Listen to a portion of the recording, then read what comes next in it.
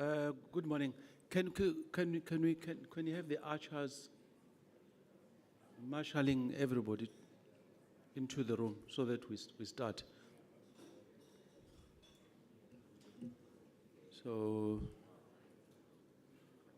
we need to start. It's the last day, so we have to reach our destination.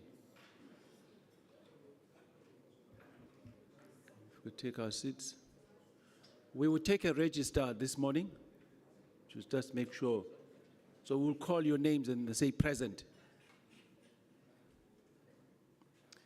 And I think we'll start with Lindsay Nambi. Because they have to account what happened last night. They have a duty to account because they may be responsible for what we see this morning.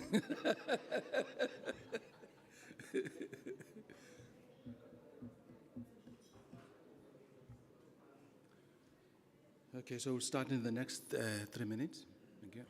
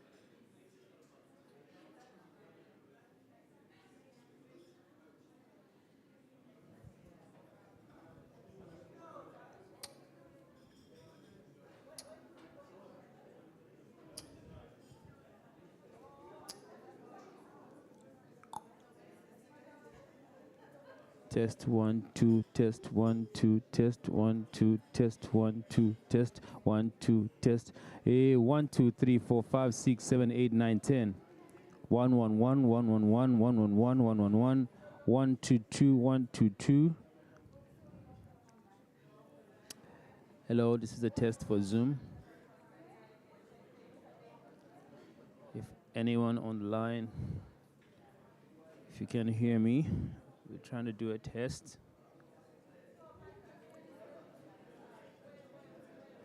Test 1 2 3 4 5 6 7 8 9 10.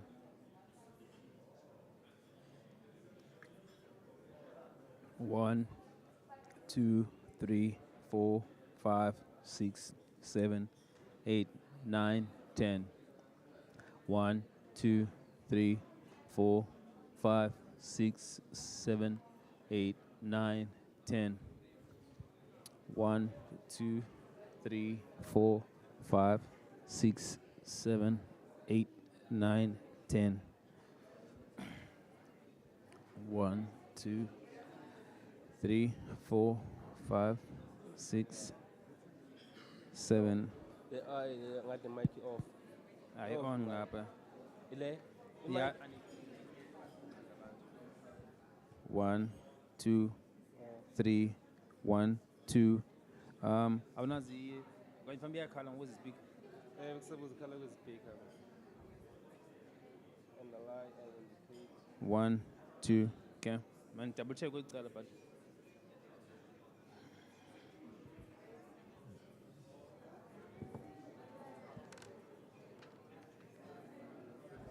1, 2. 1, 2, 3, 4, 5, 6. Yeah?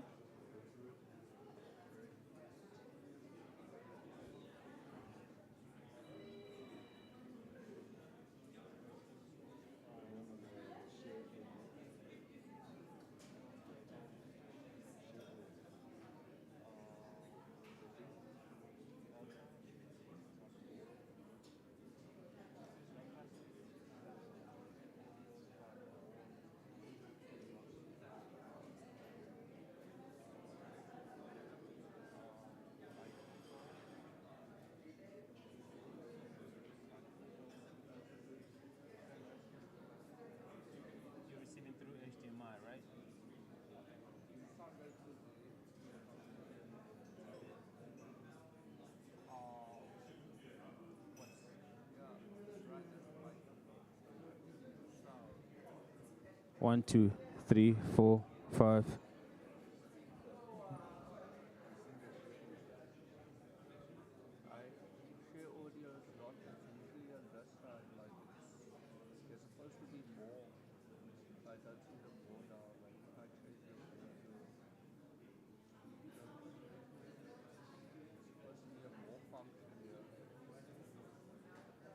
Can we do a call? Huh?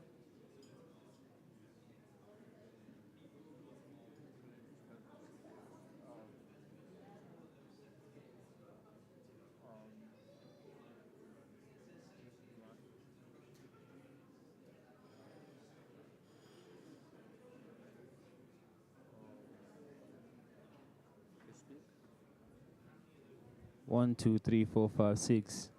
1. It's not supposed to be a microphone, it's supposed to be a device. Yes. Yes, it is. Yes. That's where it's supposed to receive. Yeah. Test 1, 2, 2, 2. Test 2. Test 1, 2.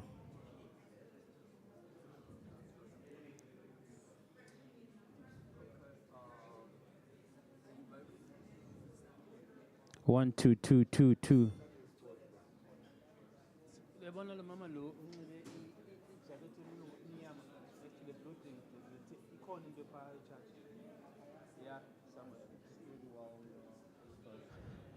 Check 1, 2, 2. Check 1, 2. Check 1, 2. Check 1, 2, 2.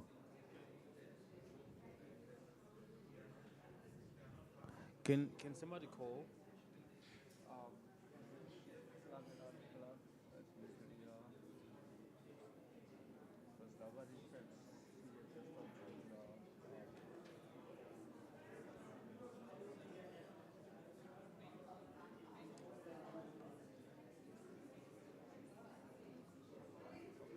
Text 1, 2, 2, 2.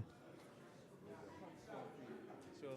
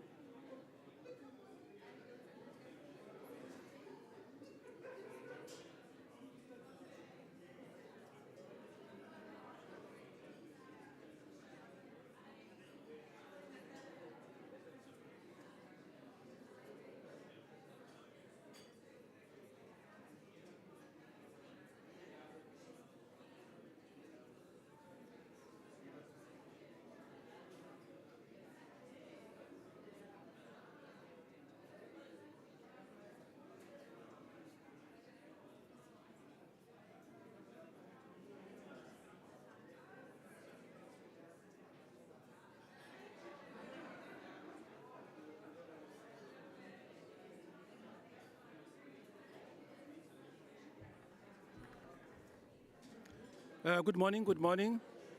If we can take our seats. Thank you so much. Can you hear me? Yeah, okay. Thank you. Good morning once again. So, if you can take your seats, please.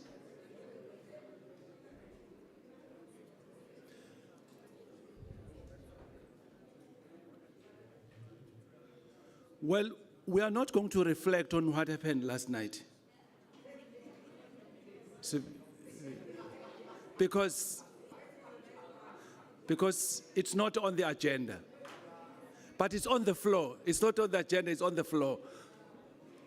So if you can please, if I could have your attention.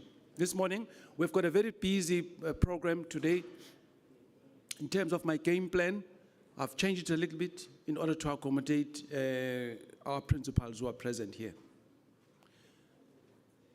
The on-deck discussion is going to take place at 11. So the CEOs must ready themselves to participate in the on-deck discussion. Okay.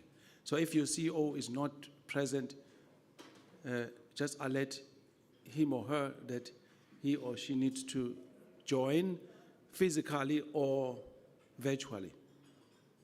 And then if the CEO is not available, obviously the second in command would, has to come in. Because you cannot not participate in such an important gathering of the industry. So we would then have that, and then at 2 o'clock we would have a closing statement from the Deputy Minister, who is attending another conference, but she'll be able to join and address us online. We will then come back for a report back at around 3 o'clock. So the aim is really to try and finish even earlier, maybe at about 4 o'clock we should be done. But looking at the efficiency of yesterday and the past few and the other days, I think we should be able to finish on time, okay, even ahead of time actually. Ladies and gentlemen, it's my great honor to introduce to you Mr. Timothy Walker. Mr. Timothy Walker is the Maritime Project Leader and a senior researcher at the Institute for Security Studies in Pretoria, South Africa. Since 2011, he has worked to promote maritime security as a policy priority with organizations such as the AU, the Economic Community of West and Central Africa, ECOWAS, Intergovernmental Authority for Development, IGAD, Southern African Development Community, and the Indian Ocean Rim Association. He is currently leading the implementation of an ISS project to strengthen African maritime security institutions, and Timothy has a master's degree in political and international studies from Rhodes University, South Africa. Mr. Timothy Walker, please. Thank you.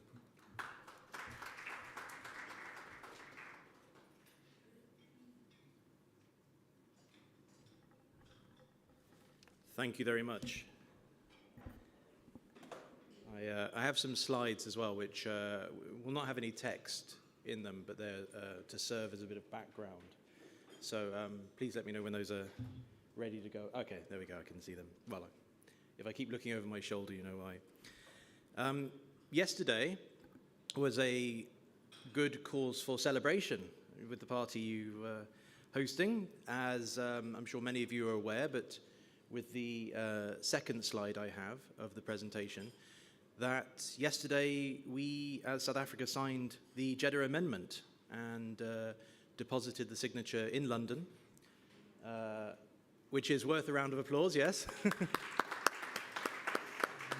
could say it's something worth celebrating. It's something which, with its predecessor, the Djibouti Code of Conduct, since 2009, has been a very good example of a security-focused initiative, multilateral, multinational, often bringing together countries who seldom actually engage with each other, ranging from the Persian Gulf, the Red Sea, down here to South Africa. And it contains a number of initiatives which have advanced the idea of maritime security beyond piracy to now look at the longer-term insecurity issues which are not just plaguing us as South Africans, but also when we realize the dimension of insecurity which concerns our neighbors, which can also affect us, which can be displaced into South African waters, or is ultimately maybe sorry, I'm getting the wrong word here, sailing through their waters as they head towards South Africa. So I have a few slides about that. Could you please just turn to the next slide? Thank you. Yeah, so I took this from the IMO website. It's very prominently displayed. I think they are very happy about that too. And just as a bit of background for those of you who might not be too familiar with both the Djibouti Code of Conduct and the Jeddah Amendment. As I mentioned, it was initiated in 2009 originally, and it's a good example of an international instrument which has evolved and adapted and has a set of mechanisms within which we as South Africa are contributing and benefiting from, but also are designed to strengthen the overall collaborative effort. And I really think that the role South Africa can play, helming, steering, but also playing a major capacity building role and example is very worthwhile. There are several initiatives as part of it which I think are integral for our national discussion about the future of our security institutions, our collaborative efforts, against the backdrop or the background of a post-COVID-19 recovery. In particular, we talk a lot of information sharing, and it's sometimes a bit of a buzzword, and I think in the context of cyber security or cyber insecurity, which several people have noted throughout as well, similar to what Claire and the groups were saying yesterday about the number of references to youth and women in the strategy. I believe cyber security and cyber insecurity is not actually mentioned explicitly within the CMTP. So some of these initiatives which we are now part of and going to strengthen have taken these to heart. So we need to be aware and prepare and make sure that we are also integrating these kind of security initiatives going forward.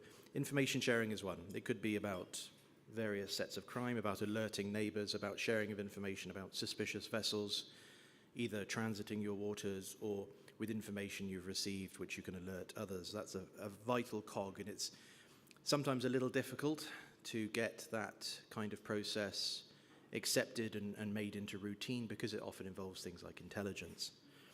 And as soon as intelligence becomes a matter, it's a matter of security, it's a matter of often sovereignty. But the mechanisms, I believe, through the IMO and the various international organizations have created with the Jeddah Amendment can help build the confidence required and build the collaborative networking, which I've really enjoyed as part of the conference. I'd like to thank you for the opportunity as well to speak here today and to also be able to participate over the last few days. Because ultimately these networks and the facilitation, ideas, the collaboration, indeed just the awareness raising that can happen sometimes is another crucial part of what the Jeddah Amendment is putting into place, about having a national maritime information sharing kind of coordination center, a committee, but also about we as a collective here are able to support the initiatives of the Department of Transport, the Department of Defense, or if it's fisheries, who are involved in bringing together South Africa's policies and results of our policies implementation when we report or when we alert these kind of organizations what's going on. So the fact that there's a National Maritime Security Committee, which is Article 3 of the Jeddah Amendment, is something which I think is vital for us to talk about, to think about going forward. Now we have the Maritime Security Advisory Committee within the Department of Transport, which is already existing, which is, I think perhaps as a key takeaway, one of the initiatives which we need to focus on, which we need to be able to prepare ourselves to support, if it's departments meeting in the advisory committee, in terms of providing information, in terms of support and capacity, because I think we do have, as we've heard a lot over the last few days, we do have many of the initiatives. The industries are implementing many of the things which the policy covers. There are organizations, people who are able to speak on so many of these matters. So to just tap into that and draw into that would mean that a lot of the hard work has already been done, and that I think through, if it's either the CMTP midterm review, but also now our role in the Jeddah Amendment, that we can actually build a very successful and durable security architecture in South Africa. So I've mentioned a few of the things which are coming up. There's a national information center envisaged. There's also a national maritime or an integrated security strategy, which is part of the, the Jeddah Amendment too. Now this is something which you might have seen, the Navy had a conference last week in Simonstown. Initiatives such as Stellenbosch University, the Security Institute for Governance and Leadership, are also looking at convening with the ISS and various other organizations a series of workshops going forward where we can discuss what is required in terms of security, not to make things a security issue, but to point out that if certain things are not countered or if certain things are left to carry on as they are, that they might cause insecurity in the future. Illegal fishing being a problem. We need to get better coastal projections, I think, of population increases against or alongside ideas of coastal erosion, sea level rises, which are unfortunately inevitable going forward. And thinking 10, 20, 30 years' time, if there's fewer fish in the sea, more people living on the coast, and less coastal area to live in, we are looking at several issues which we need to be able to think about now and start planning for now as well. And that's why some initiatives as well, just to mention that World Maritime Day, I think we are hosting the parallel event this year. And there's several other events coming up soon as well. Women in Maritime on the 18th of May, which is a fantastic initiative, which I think will be the first this year. There's the Day of the Seafarer, there's World Ocean Day. There are so many days, probably sometimes there's too many, which we sort of lose track of sometimes. But each of these is a fantastic opportunity to, I think, to collaborate with various agencies who are here today, with people, some of whom are not here today as well, but also to gather together in terms of expert groupings and performing an advisory role or a supportive role if possible. And each of these days provides a kind of a landmark or a milestone. I'm trying to find a good nautical metaphor to bring in there. But always to keep in mind, I think, our international presence as well. We cannot ignore the facts of geography, obviously, and history that make South Africa a maritime nation par excellence. And these kind of initiatives are, I think, going to play a vital role. Could I have the next slide, please? One of the things, though, I've mentioned the National Maritime Strategy. There's, obviously, we're talking about advisory committees and facilitation, but there's still, I think, a lot of information which is still unclear about where our trajectory is going. And I've got two images here, one of the Border Management Authority and the other one of Operation Phakisa. Now, we heard earlier about Phakisa and the Ocean Economy Master Plan. I'm not quite sure still how those are gelling together, but also with the Border Management Authority, there is a Coast Guard concept envisaged as part of it. And I would say the information which communicated about where that is intending to progress or what kind of milestones are associated with that are not very clear. But what is going to happen is that we have two almost competing ideas of where South Africa would be going in terms of its security and what is being secured, or its security capabilities and what we are aiming to secure. And the overall kind of public conversation is something which still needs to be enhanced. I would say that when we talk about trying to end sea blindness, I think it's a concept we've thrown around a lot. We're all kind of familiar with the idea that, unfortunately, we are sea blind as a nation, or quite often as even as a world sometimes. But if we want things to be in the public interest, we need to get the public interested. And the best way to do that is going to be in a way which promotes where we're going, to almost have a navigatable chart and project that. But what we have, unfortunately, are kind of two charts at the moment which when we look at them, we go, well, we're not quite sure how these are going to create a unified map or destinational course. And with the ocean economy projections for the future, I think a lot of those targets we've heard over the last few days as well. Some of them are still in place from 2014. They need to be revised or re-looked at. I know many of you here are participants in many of the working groups, and it'd be interesting to see about or hear about further, maybe in if there's time for questions in a minute. But also, let's not just leave the discussion up to today as well. From here on, I'd like to emphasize that we're always willing to have a conversation, a discussion. I think it should be an ongoing, dynamic conversation. And so if there are ideas which come up later, let's keep that conversation going. Could you put to the next slide, please?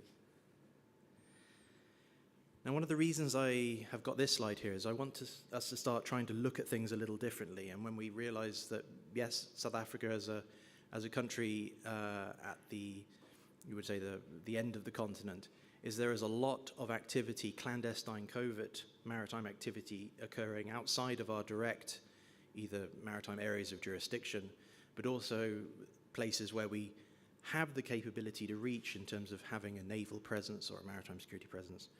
But they are growing, they have a clandestine dimension, which makes them very hard to tackle. And a lot of this, so this map is from our colleagues at the Global Initiative looking at heroin trafficking in the Indian Ocean. A lot of this is destined for South Africa in terms of a market, but also a market in terms of heroin users, but also using our very well-established international linkages through airports and shipping as a means of transshipment to other parts of the world. So in terms of having a forward presence to patrol, to counteract in some ways, we've really got to look at I would say the Mozambique Channel as a focal point, a fulcrum even, of which the strategic center of gravity, not just for Mozambique, but ourselves, is increasingly going to be an influence. Could you switch to the next slide, please? And a lot of that focuses on the future of the liquid natural gas, the natural gas industries in the area. Now, that fascinating presentation yesterday on hydrogen and the potential for different types of energy extraction, a lot of these are going to occur or depend on the seas. They're going to occur in maritime areas, or they rely on maritime transport once they are once they've been produced.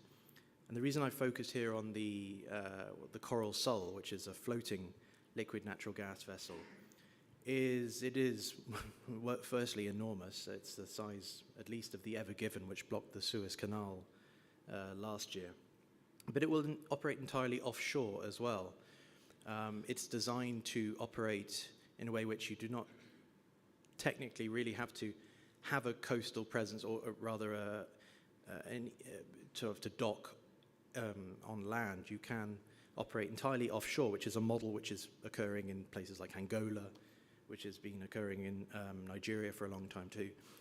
So the strategic center of gravity for gas production or the focus of investments has an offshore element to it, which is actually going to be part and parcel throughout.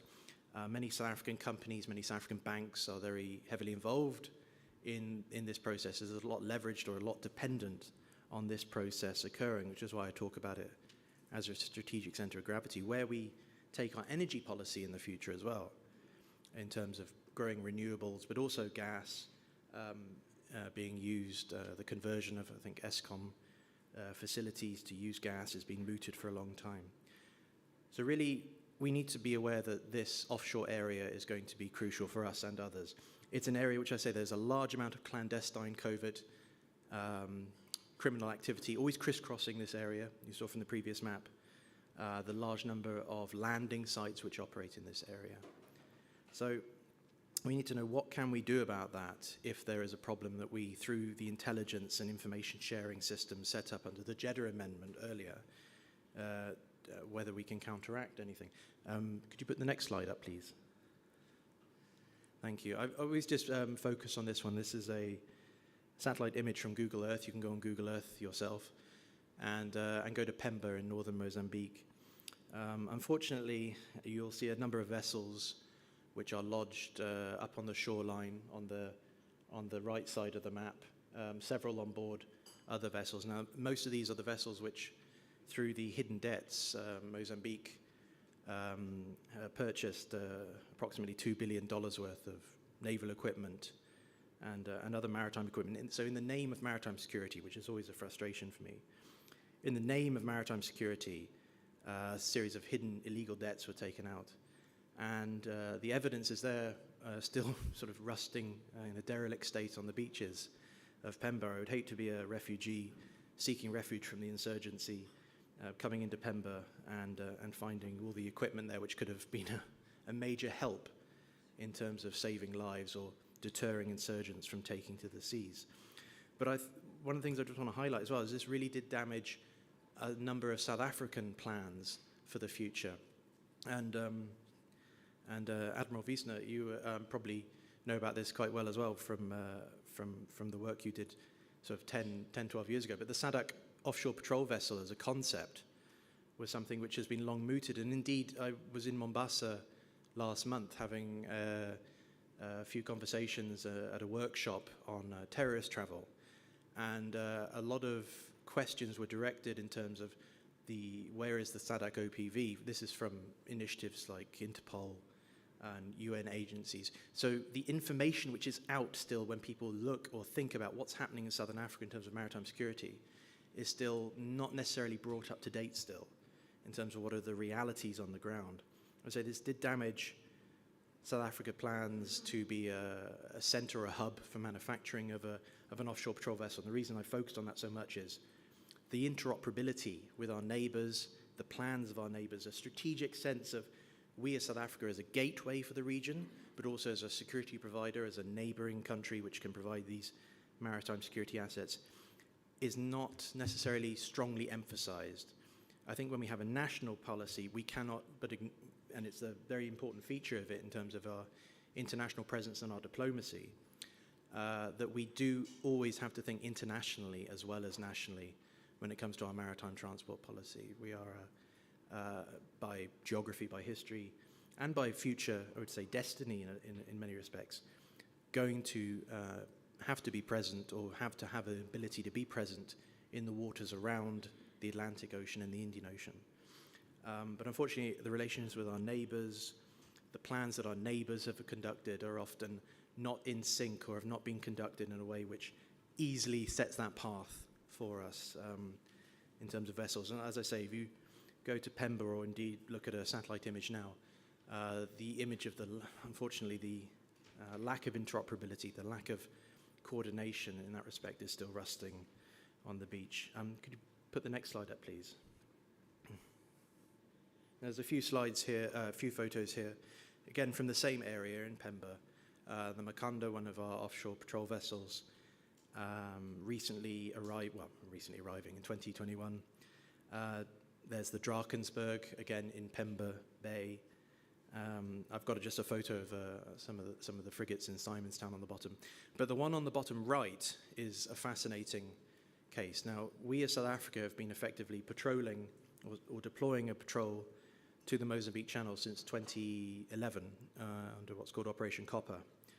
Unfortunately, we weren't in a position necessarily to deploy a vessel when insurgents captured a number of coastal towns in Mozambique last year.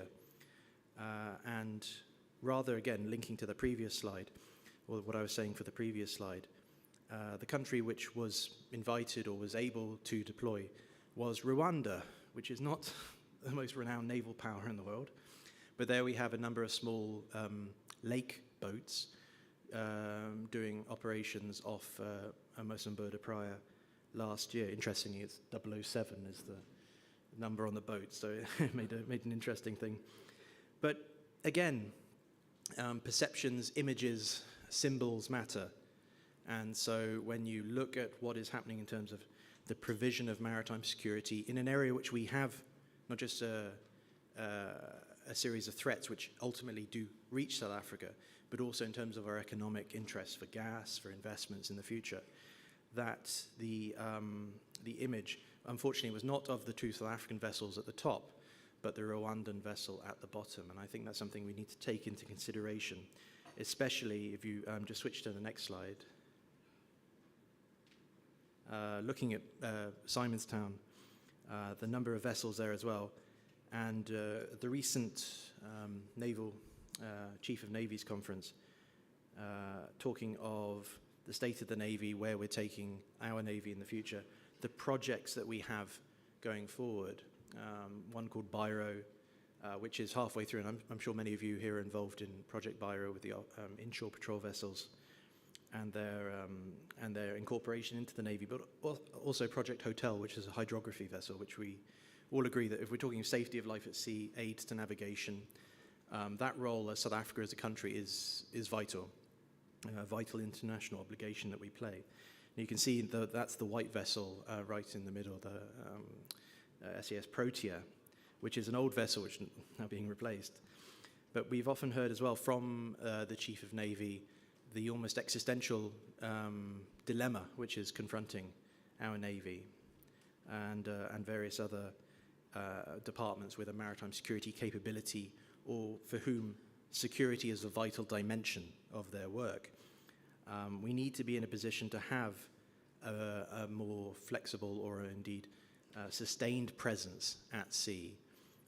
And the call for it, or the requirement for it, as I've demonstrated for a few of the previous slides, is growing in terms of the types of crime which are ultimately occurring elsewhere but will impact South Africa, and which we have in the past or would like to be in a position to patrol and do something about, is ultimately something we're struggling and to do about. And this is where the Jeddah Amendment institutions which have been signed and which we're now looking to implement are crucial. The National Maritime Coordination, a Facilitation Committee, these are the forums now where I think there is a direct link into decision-making, which we should be looking all to participate in some way. Could you just put the next slide up, please? Now, two images which I normally put up just to have next to each other. The one on the left is pretty much instantly recognizable, and a lot of people often chuckle when they see it. As we know, the Ever Given blocking the Suez Canal last year caused a huge amount of consternation amongst many in the shipping world. How long would it take this vessel to be removed? What would be the impact if it couldn't? There were no cranes, or, obviously along the Suez Canal. I think we'd still be, if the vessel had been completely lodged in the bank of the Suez Canal, we'd probably still be taking containers off it today. And then there'd be a huge amount of traffic going around the Cape because there is no alternative. But the photo on the right, which some people often will look at and go, isn't that the same one? And I'm sure many of you have already spotted, is not the Ever Given. It was the Innes, which almost lodged itself into the mouth of Durban Harbour after the cyclone in 2017. I'm getting the dates all mixed up in my head. Now again, we were in a great position, obviously, as you can see, to shift the vessel to be able to move it. But again, a similar disruption to the Ever Given, if Durban Harbour mouth had been blocked, then we've seen this with the cyber attacks or the cyber disruptions last year, that the cost, the indirect cost of things like that, ultimately not just to us, but our neighbours as well, who rely on traffic and transport coming in and out of our harbours as a gateway, is actually very, very easily disrupted, or potentially easily disrupted. And this wasn't caused by a cyber attack. This was caused by incredibly bad weather, of which, if you look at what's happening in Mozambique, other parts of the continent as well, is getting worse and worse. The effect of climate change, and making sure that we have either adaptation or mitigation measures, but also alternatives, and ensuring that our ports are not necessarily, as is many other parts of the continent, very isolated from other networks. There's not a lot of, unlike Europe, for instance, where if one harbour is down, it's very easy to ship and transport through another. The level of dependency, the insecurity which is caused by the dependency of on just one or two harbours and one or two ports, and the networks and systems in place there, is a ground for a sense of insecurity. And I believe that will only grow in the future. Final slide, please. Now, I often like to use this one. I still haven't quite worked out the best way of explaining it, but, and I'm sure some of you have heard me speak before, I've seen it before as well. But this is a photo taken from the Apollo 17 command module, which was the last mission to the moon in 1972. Now, the reason I've displayed it in this way, which might look a little strange, I hope you can see it. Normally it's quite hard to see. I can see, you can see it, okay. Is that you can see Antarctica right at the top, and then underneath we've got the African continent. So South Africa is what would normally appear one of the northern countries. This was actually the way the Earth looked as the astronauts took the photo from within their capsule.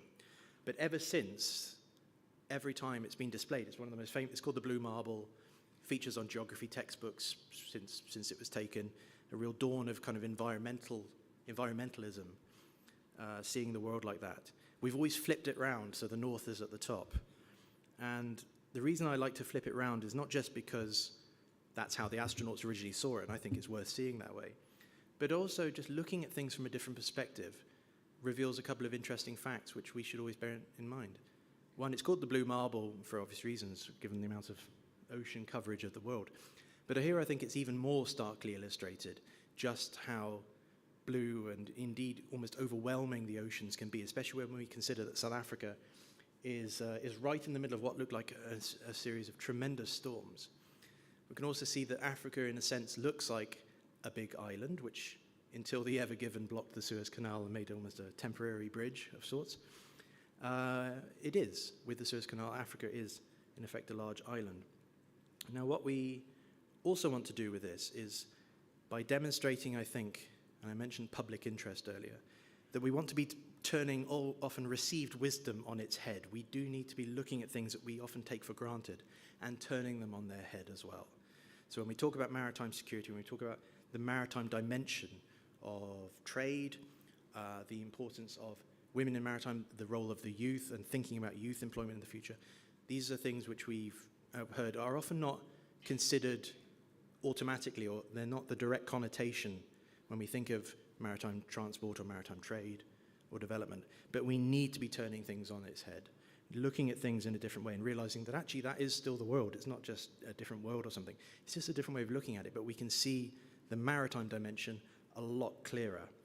And what I also like about it as well is no matter which way you turn the map, South Africa will always be in the center of that photo as well. So with that, if there's time for questions, I'm at your disposal. Thank you very much.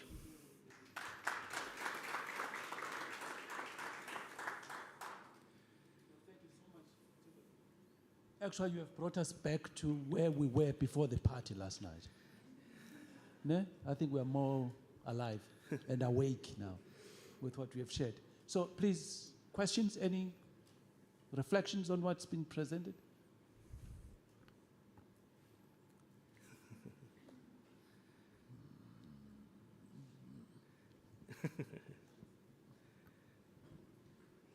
No, I think I was getting a false Well, I feedback. I have a few questions for myself, so sit down, everyone. No, thanks very much. In that case, then, please, we've got our information through the networks we're creating here today. Let's continue the conversation. There's lots more to discuss. There's some things I'm sure which you want to discuss later, or some things I wish I'd mentioned a little more during this presentation. We're on standby, so let us know. Thank you very much. Thank you, thank you.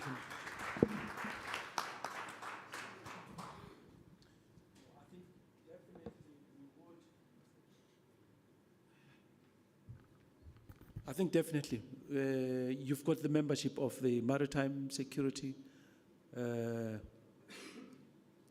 Committee. MSEC, eh? Yes. MSEC dates back 2004? Yeah, 2004 when it was established. So indeed, because when we're preparing for this, but ISS has to be in the room and share their own perspective. And I think with the resources that you have in terms of research capabilities, I think you naturally be, I think, a resource to that committee. So most welcome. Thank you so much once again. On their website, they've got a lot of research reports that they have prepared, and I think just take time. I think security is central. I think life is just about security. If we forget security, there's no life, because then everything is exposed. I had said we would have the on-deck discussion at 11. I'm still sticking to that, which then gives us an opportunity to the next group session for them to do their introductions. They can do it. I think I want to give them an opportunity to do that in the plenary. It's good.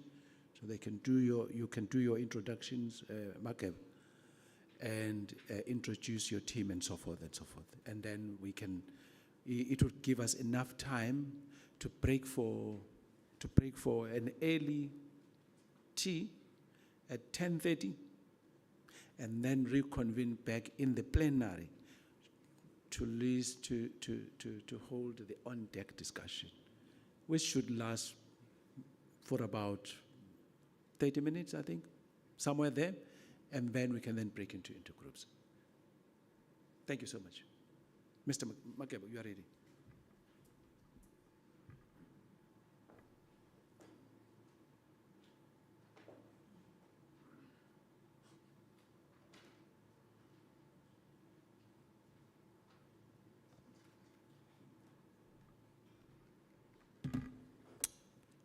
Thank you, Prominent Director. Good morning, colleagues. My name is Bega Zulu. I'm the convener of the team that will look at the various policy statements. And I think I'm just going to highlight the policy statements that we've been given a task to look at.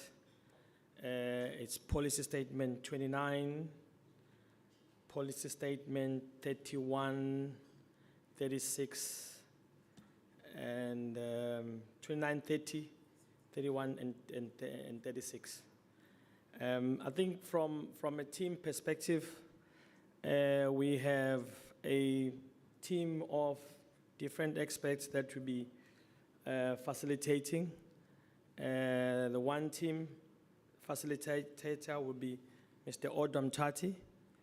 I think he's looking at Policy Statement 29, which touches on the issue of the Maritime Transport Bargaining Council, the coastal shipping conditions of employment, the maritime career guidance at school, and the hot potato, the internship intake, or the cadetship intake, which according to CMTP must be doubled. And then the youth and maritime. I think there was a discussion around the youth, but I think we're going to touch on that. And then we look at the disadvantage and entrepreneurship. And then the second policy statement, I think, would be led by U Azwi and Ms. Masugu. They'll be facilitating. Maybe if by show of hands, the facilitators can just stand up. Maybe, yeah. Mr. Mtati on my left-hand side, looking at Policy Statement 29. So those who are interested will be in that group. And then Policy Statement 30, Azwi and Ms. Masugu. Yeah, and they'll be looking at 30. And then there is Policy Statement 31 that looks at the maritime professionals. We had Tita, Malcolm. Oh, there he is. Okay. Malcolm also one of the facilitators from Tita that will look at that. And then Policy Statement 36, that will be Carl and Neba. Show of hands, Carl and Neba. Yes. So I think Policy Statement 36, they look at research trends, manufacturing, facilitation, innovation, and the institutional arrangements, and the Center for Maritime Transport Policy and Strategy. I think just in a nutshell, this is where we are, and this is a team that I've introduced, and probably we'll be presiding in this room, hopefully because of the crowd. We're a slightly bigger group than the next one. I think I'll end it there in terms of introduction, Pemba. Thanks. Thank you. Thank you. I invite Ms. Sharon Msiza to come on stage to introduce her group. Thank you.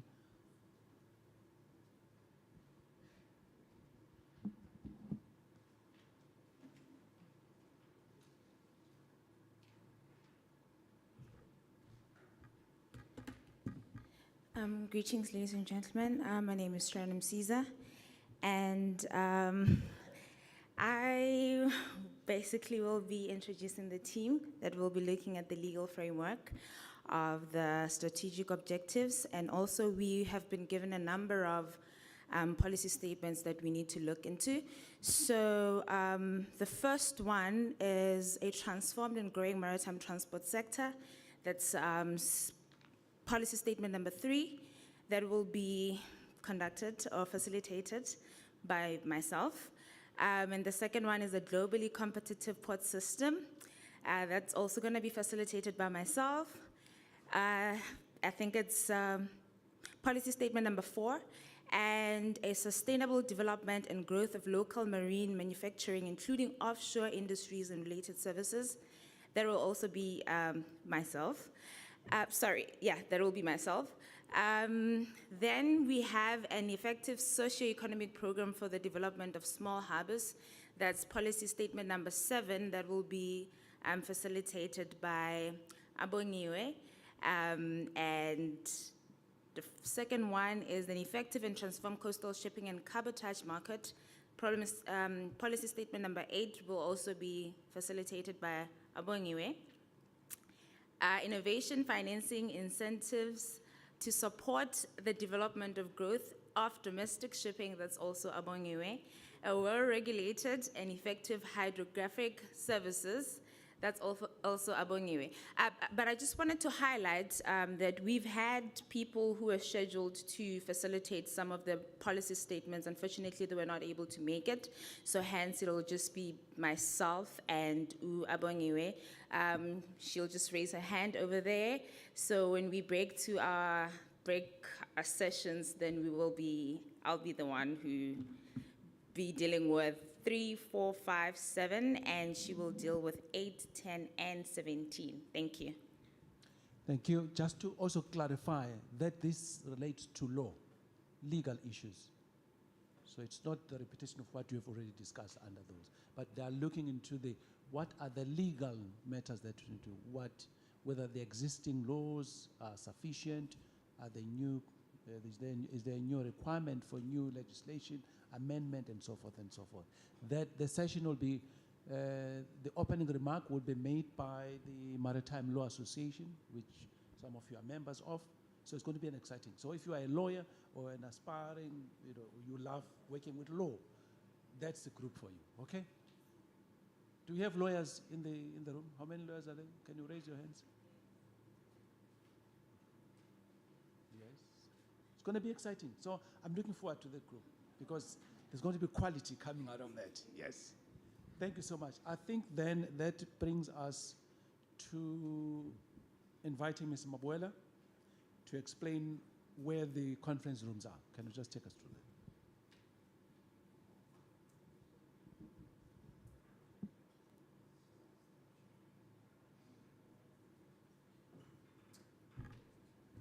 Morning, colleagues.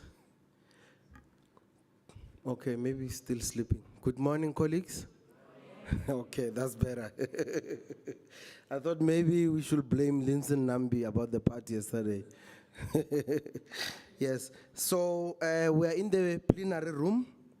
So my understanding is that session 9 on accelerated program of skills development has a bigger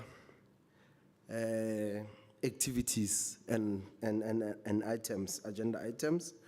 Because of that, the size of that group, then they will remain in plenary for that. So they will remain in plenary. Session 9, Captain Zulu, then they will remain here. Then breakaway room 1, which will be for maritime security. Session 8 on towards an enhanced system-wide interagency security.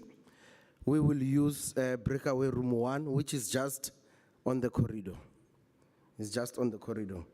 Session 10, which Msiza was speaking of as the convener, they will be using a breakaway room 2 on the 2nd floor.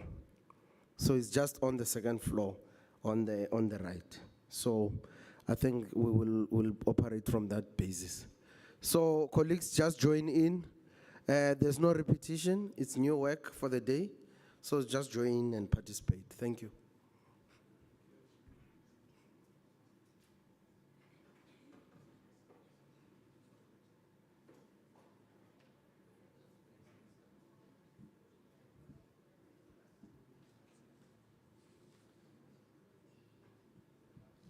May I then also invite Mr. Bwatse Ramatle to come on stage and just explain how the Maritime Security Group is going to run its work.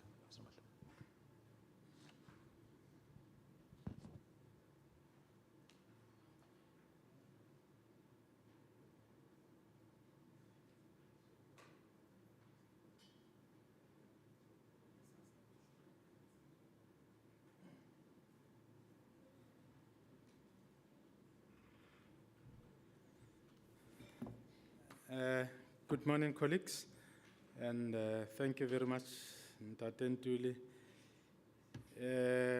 The task that we have been allocated is on the theme towards an enhanced system-wide interagency security coordination and cooperation. Our theme will be in line with the earlier presentation we had from Timothy Walker, our colleague from ISS. Just to draw your attention to the CMTP policy statement allocated to this group, is page 77.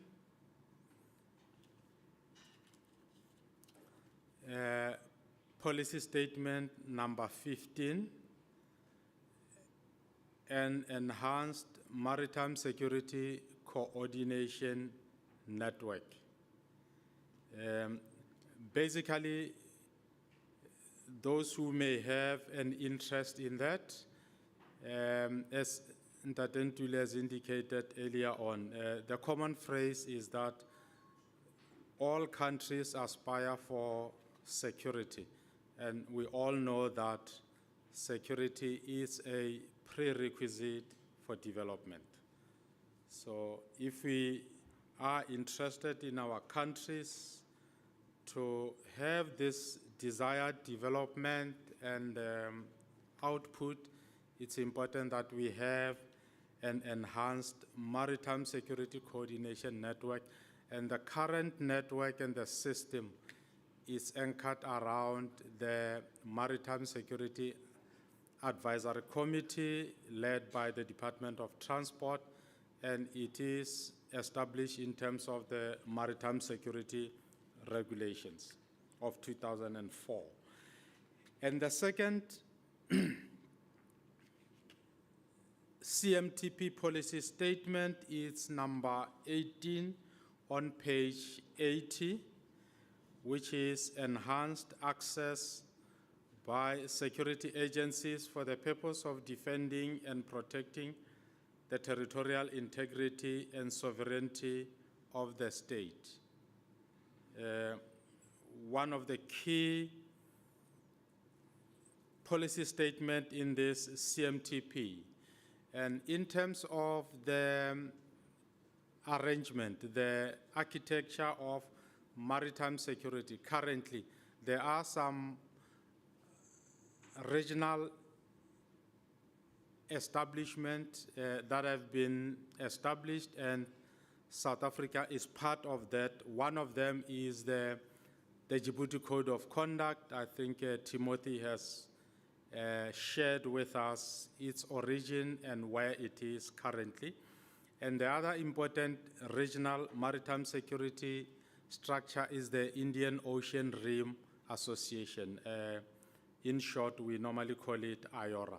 So those are some of the important establishments. And in terms of the CMTP, the group that will have an interest in this particular session will be to assist us in looking at the current policy statement in the CMTP and see the assessment that we can make, and also if there are any enhancement or any new additions that we can introduce in the CMTP in terms of the policy statement.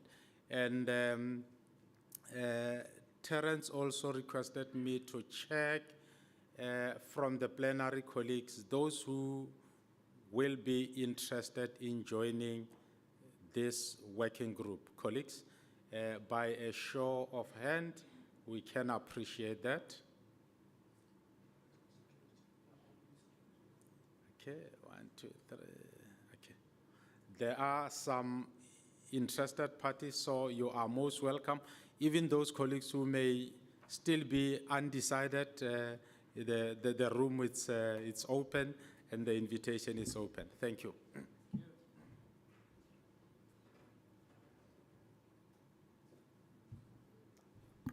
Thank you very much. Anyone with a question? So I think it's all clear. So I want to give an opportunity to all the sessions to prepare themselves in terms of finding their space and so forth. So those that are supposed to be moving out, they'll go and prepare for, for their own session. And then we come back here for tea at 10:30, and we would delay then and convene at 11 for the on-deck discussion. Then after that, we'll then go back to your groups. All clear? Thank you very much.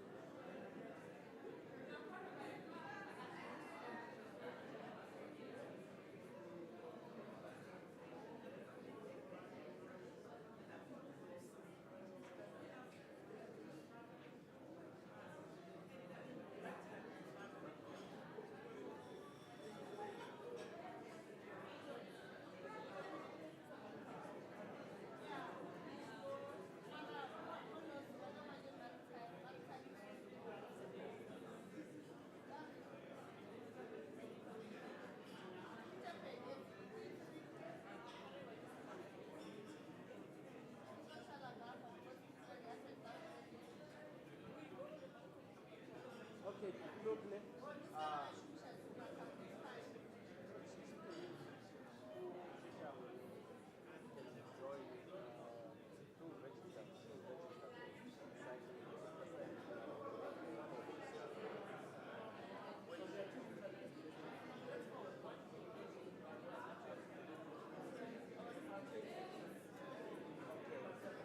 all right.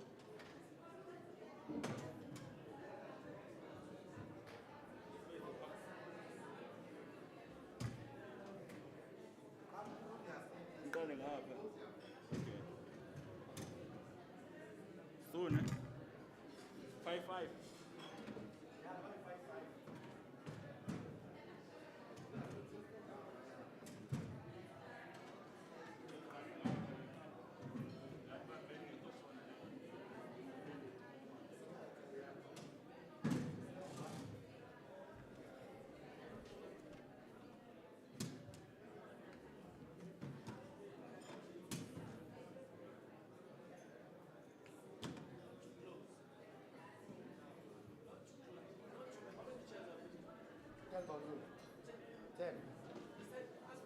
Yes.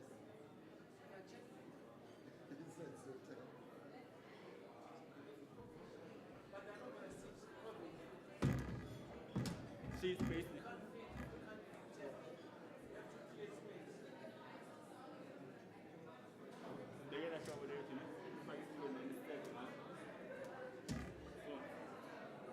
That's better.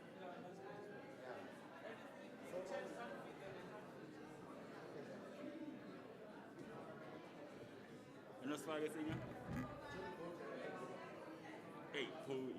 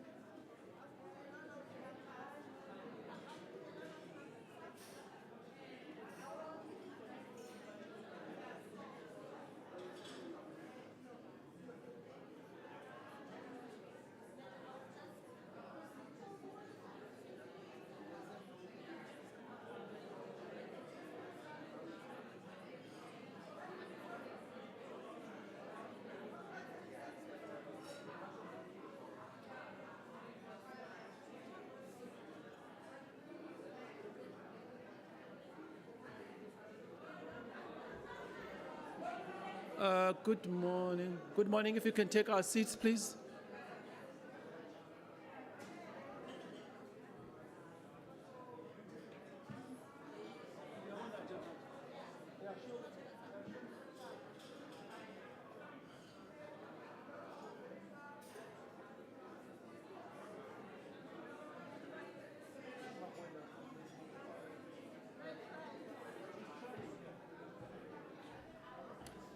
If I could have your attention, please. If you can get seated. So we'll.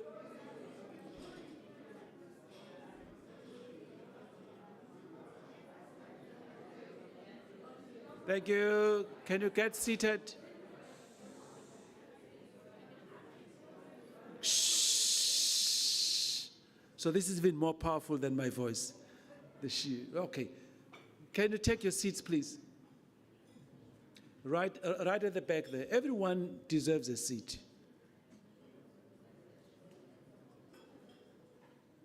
You can't stand the whole day. Everyone deserves a seat. Please take your seat. It belongs to you.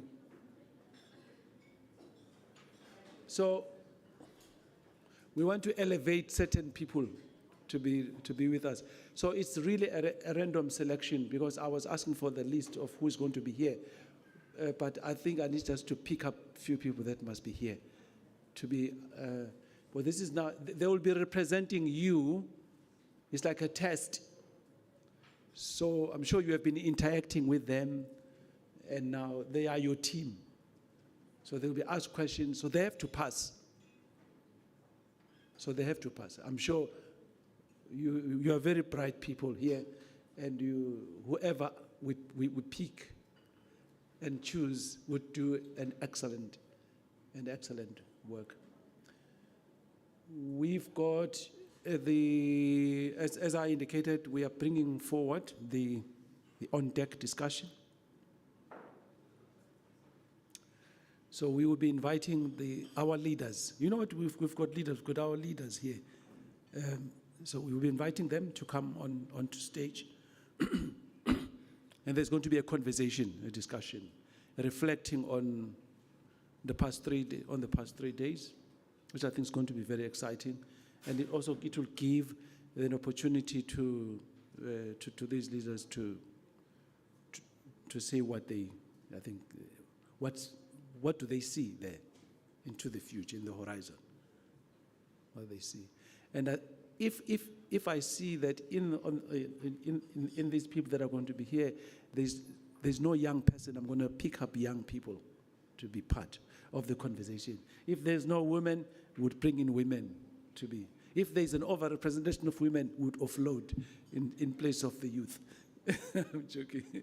All right. May I then take the opportunity of inviting, we have communicated with those that are going to be part of the conversation. I'd like to, first of all, invite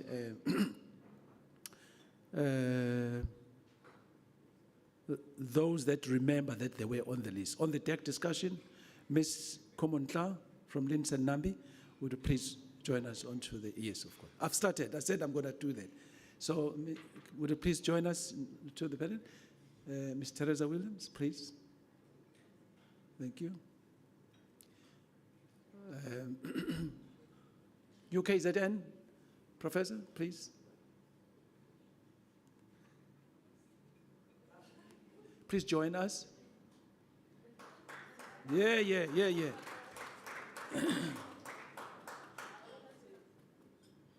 ISS, please, you're welcome.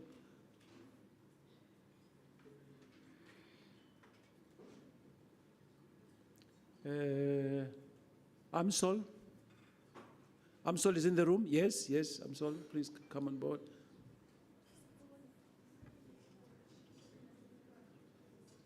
Admiral in the room. Where's Admiral? He's on a call, yeah. We only have got one Admiral here. Yeah, please invite the Admiral to join us.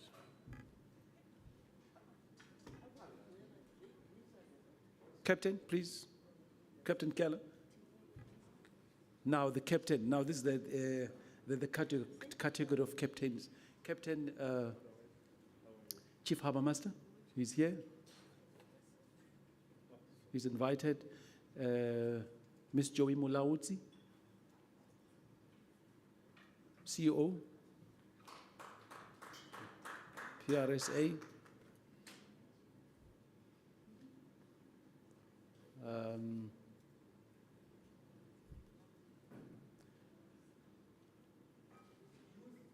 I don't see the. Well, I don't want to say that because you see, I don't want to stand between the present and the future, because the present is still in the room, so it's present. So young people, with young people, the good thing about young people, you don't have to choose them; they just stand up and come.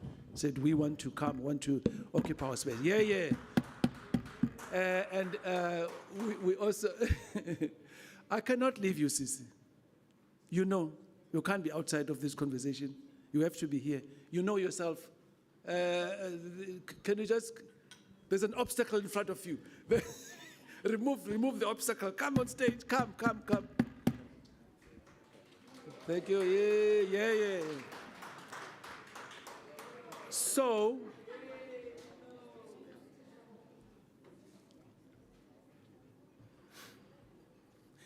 you have to make space for her. Sure. Yeah, and then you come later. You have to make space for her. Eh?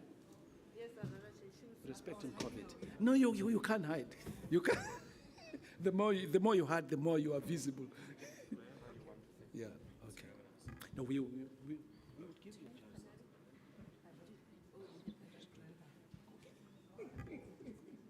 Youth. Sorry. The youth. Look at the youth. You can represent the youth. Yes. Sorry. How can I be an obstacle to progress, to the future? Yes. Now, then the last. I mean, she's going to be causing problems, and I'm sure you follow her on LinkedIn. Colin, Jaka, she needs no introduction. So, Colin, please, the stage is yours. I will be seated there. I can deal with other issues.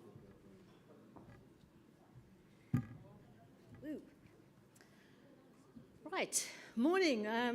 Quite a nice big panel here, so not many people will have to say a hell of a lot of stuff.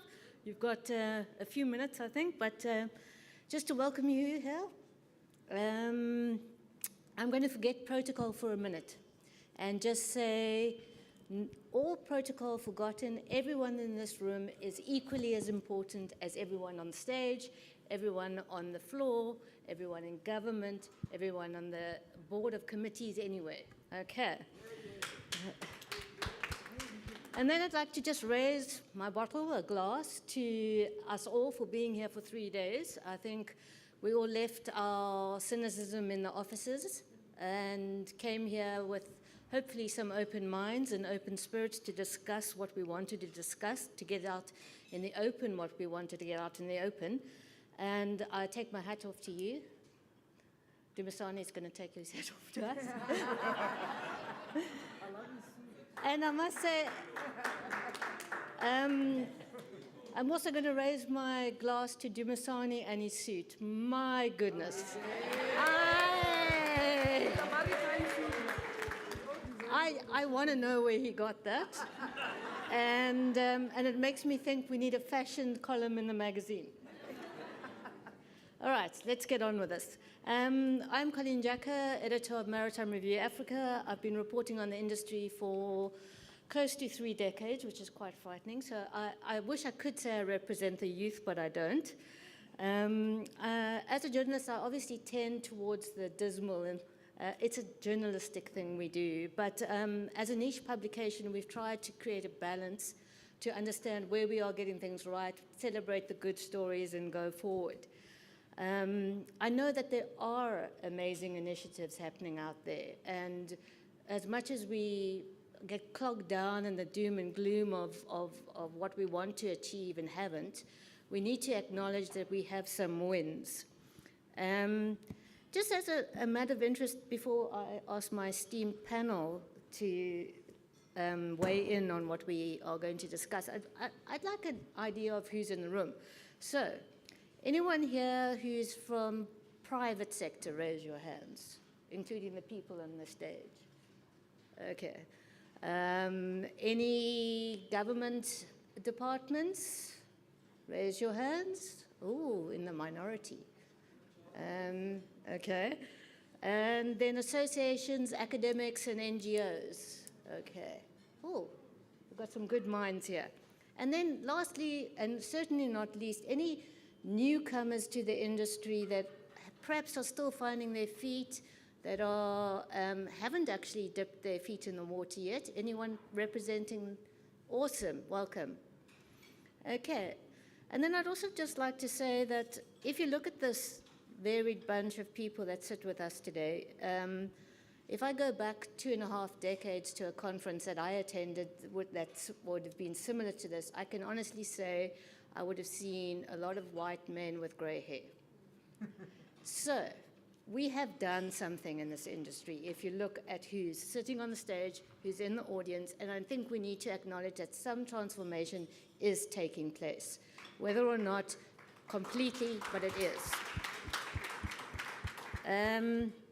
All right, let's get on with this. There's some people I know better than others on the stage, so I don't want to make my judgment onto them in terms of giving them more space than others. So the first question that I'd like to throw out to the panel is, can we actually look at the wins? Can we acknowledge them? And in your own organization or institution, where are those wins for you? Just so that the audience can get an understanding of where we are succeeding. Do you want to give the mic to anyone want to start? Let's just go. And perhaps just introduce yourself when you start. Is this on? Okay, thanks. Well, thank you very much for the opportunity. My name is Dusty Donnelly. I am the new acting director of the Unit of Maritime Studies at UKZN, so an academic, a former practitioner, so came from a background as a maritime lawyer and advocate, and still involved in the Maritime Law Association. So from my side, the big win for me and the great pleasure of networking at an event like this has been to see so many of our past students in this audience back here in the industry and making a contribution now. So that for me is one of our key goals as an academic institution, and it's wonderful to see past students here.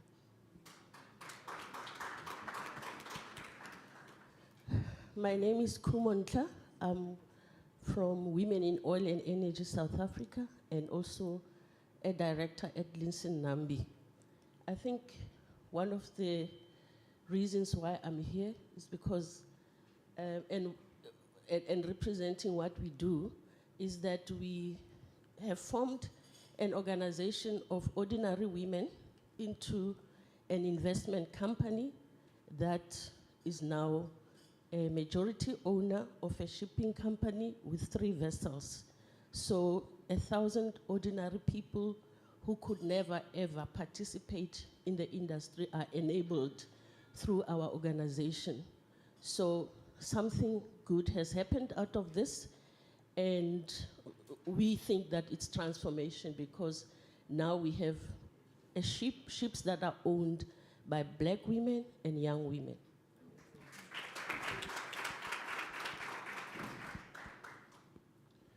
Good morning. My name is Ngweba Mfini. I'm the HR executive at AMSOL. If I look at our business, what I would say from the industry, let me start from the industry side. I'm very thrilled to see that the industry is starting to engage together. To me, that is very important because one of the biggest problems we have in this industry is fragmentation and keep on fighting, accusing each other. At least when we are engaging, we're going to move forward with something. The other important thing for me from the industry point of view is the point that we can see there are now South African companies which are emerging in this in the industry, which are completely owned by South Africans. That is important. It's a good start for us. We need to leverage on that.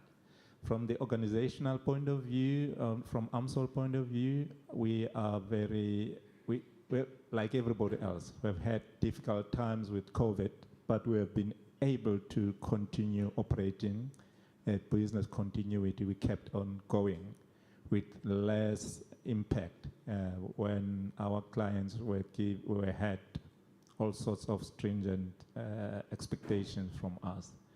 That was crucial for us. And what the other important thing is to start from the organizational point of view is the way we approach developing seafarers, STCW seafarers. I think in South Africa, if we are one of the few, if we are not the only one which is directly operating with STCW, that means we're directly competing with the rest of the world in what we're doing. Although we are not a big organization, at least we have done something well there. And from the organizational point of view, in the last 4 years, one of the biggest achievements is where we acquired 4 vessels which are now registered also in South Africa to add in our fleet. Those are I would say those are the big achievements I can say about us.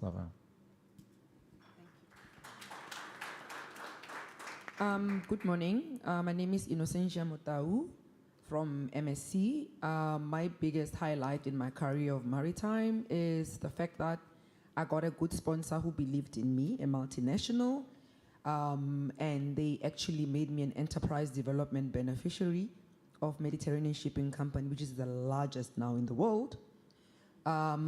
And that translated into us forming a company called Potlako Global Logistics. I'm a 30% shareholder of that one.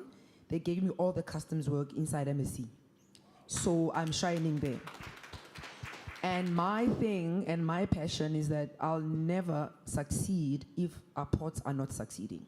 That's why I take keen interest in port efficiency, in leaders who sometimes make a bit of irresponsible decisions, not harness the complementarity of our ports, because we need that. We are a unique logistic gateway, South Africa. We used to be number 1, we're number 3, and I'm keen to be part of the movie of making it number 1 again. And that's who I am, and I think I'm equipped to find all my learnings, that they find expression in our country mandate on the maritime sector. Thanks. Morning, everyone. I'm Matthew van Maasdijk. I'm a student, a Master's of Law student at UKZN.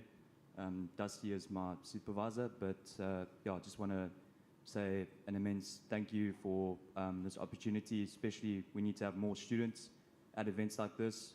More, I mean, I see a lot of young faces in front of me, and that's a good step. We need more of that from the youth. So, I mean, just being able to network and participate in something like that at a young level like this for the youth is we're going to be the leaders of the future, and we need to know what's going on and implement plans like this. So, I mean, participation at a youth level is integral to seeing the success of implementation plans like this. And I mean, it's a step in the right direction, and we need to see more of this and more youth participation and more tertiary education participation and also the school level, and creating more awareness in this regard.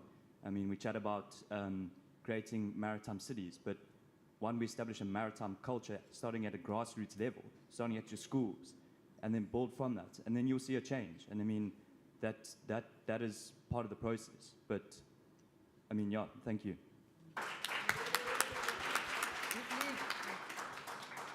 Good morning, everyone. My name is Joey Marozzi. I'm the CEO of the Ports Regulator. And that in itself, Colin, is a win for me because I hail from a non-coastal province and didn't know anything about maritime until when I joined the Department of Transport a few decades or 2 decades ago. Just in terms of what Matthew say, I think I want to underscore the importance of participation of young people, because I am where I am today because we were platforms were created when we were young and we were given a sense and we embraced the sense that we are the next thing in South Africa in terms of turning things around. And we need to be the best that we can be. And like Ino said, the sponsorships for young people that are coming up in the sector are very important. We need to be growing our own timber as a sector. And I think Colin reflected on the complexion in this meeting here, and it is very encouraging. And in terms of the sessions itself, the session itself, the regulator is a creature of statute. We work best when we sit at the background and see what is happening, what needs to be happening, and how it should be happening, and then hold those that are within our mandate accountable to doing things. So being in this session and listening and seeing the level of participation across gender, across race, across age groups, and private and public sector is very encouraging for us.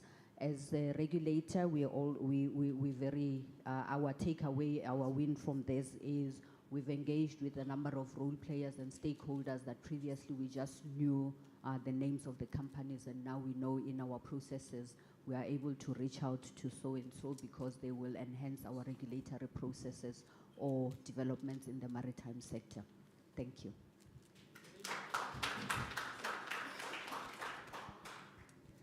Good morning, everyone. My name is Teresa Williams. I started as a very young cadet almost 3 decades ago as a Transnet cadet. So I've seen quite a bit of changes.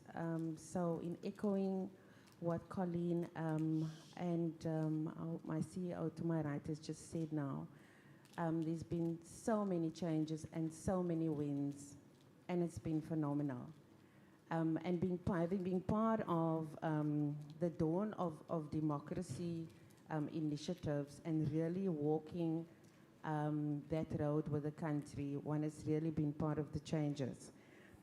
In terms of what I've been experiencing and seen across the sector is definitely the connection and the link between the secondary and the tertiary educational levels in terms of maritime awareness that was sorely lacking for decades.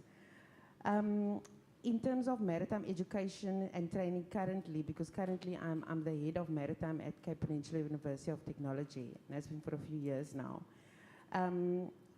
We've introduced simulation, and that has been quite big, and especially not only simulation on the navigational side, but also on the marine engineering side, because that is an area that where we are lacking in the country. And also in terms of robotics, this year we've introduced introduction to robotics at high school levels. If you've been reading the newspapers and social media, robotics is being introduced at high school. Robotics, artificial intelligence, 3D, so that is very critical because the kind of graduate that we need to place in the workplace needs to be functional and needs to be competing with the rest of the world, and to give them the confidence to stand on the bridge of a vessel, to step into management positions, to understand automation in terms of shipping, etc. So that is being introduced now. What I'm happy about seeing also is the collaboration, the collaborative efforts across the board between government and the private sector and institutions and communities, that there is more and more collaboration so that we can really steer this maritime ship towards becoming a real maritime nation, because we need all these stakeholders, shareholders, and partners to be able to achieve that. And closing, before I pass on the mic, one of the most important key focus areas for the institutions is also to ensure that we have programs that allows a graduate to be employed, that we don't just have programs that is towards unemployment. And the fact that we are a weak or a low ship-owning nation means that institutions of high learning need to find the alternatives to say, with this qualification, what can you do with it beyond waiting for a ship to appear on the horizon? So I think we're really, really improving in terms of that. So a graduate can step out and be employed in the broader logistic, transport, law, education, beyond. There are so many sectors that our graduates can now step into. So thank you.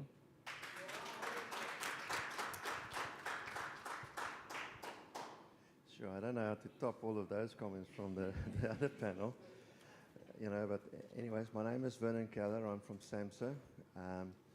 You know, the thing that I appreciate the most is the passion that everybody displays over here. I mean, the passion to grow this industry is remarkable.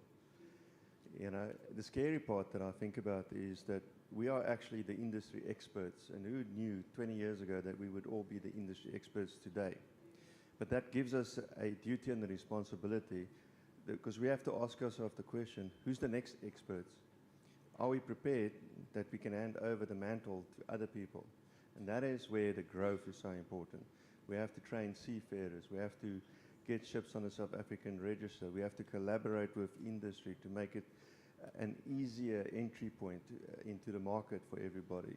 And we've had some successes, you know, and I think we should celebrate that. Despite some of the challenges that we've had, for example, within the bunker industry, there has been some growth within the bunker industry. For example, OPL operators have grown substantially. And some of the things that we've managed to achieve as SAMHSA also, which personally I'm very, very proud about, is, you know, my motto is always save a life, save a ship, save the environment.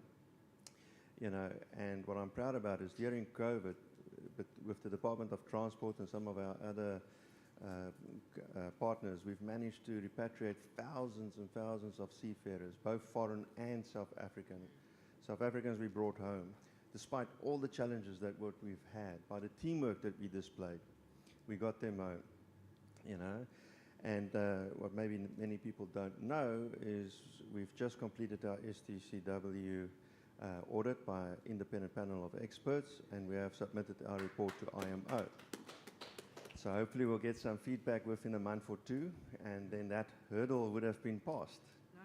And then we can focus on the next one. So that to me is very important. And I think some of the wins that we've had is a big portion of the CMTP is about small vessels and making the small vessel industry a good entry point for everybody. And the kind of programs that we can launch out of there. So I was very impressed with the boat building that we've had, you know, because we've shown that we can create that talent. We can create different kinds of opportunities. You know, and some of the wins that we've had from a SAMHSA perspective is we're trying to save people and be more visible out there. So I'm very proud of the fact that we trained 145 enforcement officers last year and safety officers and external surveyors. It's a remarkable achievement. And just in the beginning of this year, we've managed to reach over 300 fishers across the country and sport and recreational guys through the safety campaigns that we've launched. You know, to me, that is a remarkable achievement. It's something different, something we've not done before. You know, and one of the new training things that we've introduced in SAMHSA internally is because we recognize that there's a need to employ unemployed seafarers that maybe don't have the opportunities. We've created a marine officer training program, and I'm actually jealous of the training that they are getting, because they've been exposed more to SAMHSA than what I have. You know, they've literally been trained up to be small vessel surveyors, big vessel surveyors. They've gone to the MRCC. They've dealt with, you know, containers and all sorts of things. Every single function of SAMHSA they've had an introduction to. And imagine if we can do more of those programs with the current guys that are unemployed that's looking for that opportunity, because we can set them up for finding that opportunity. So if you look at the SAMHSA blog, there's a whole new section in the SAMHSA blog about boating, where these MOs are telling their story. You know, and I think it's important to follow that, because only through that we can all be more visible. And I look forward to seeing that future. It's an amazing future. We just have to make it happen. Thanks.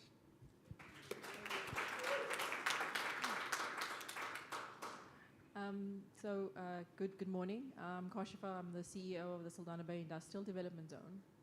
I think the win that I would say, and more to taking from Thomas's turning things on its head, I think that we have a moment in our journey to transform and grow the industry, following on from the pandemic, to recognize the importance of the industry to the economy. I mean, one of the stats in the conversations that we've had over the last 3 days is that 95% of goods are on shipping vessels. 95% of goods are traded moved on shipping. And that South Africa is a node into Africa. So for me, the win is, over the last 2 years in particular, is the groundswell of recognition of the importance of the industry. And now it is up to us as role players and stakeholders in the industry to take that opportunity forward and realize the potential that we have, and building on all of these initiatives that we've been talking about over the last 3 days, and the examples that we're seeing in our successes, to enlarge that for the country as a whole. Thanks.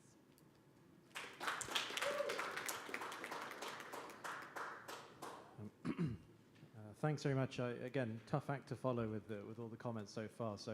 And you've pretty much heard what I've been keen to celebrate this morning, which is the signing of the Jeddah Amendment. I think, in particular, if we set the goal of reclaiming a South African seat on the IMO Council for the next election, this will play an enormous part in doing that, as well as the STCW audit, all the signifiers, all the indicators to ourselves and the rest of the world that South Africa is a determined maritime country with a clear identity or a clear destiny is growing and communicated. I think our job now is to communicate that to the country, and we're cognizant as well of the fact that over the couple of days we've spent poring over the documents and discussing that.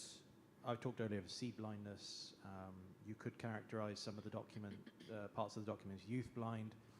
The lack of the mainstreaming of ideas of gender, women in maritime, have become apparent. So we do have the basis for improving and enhancing.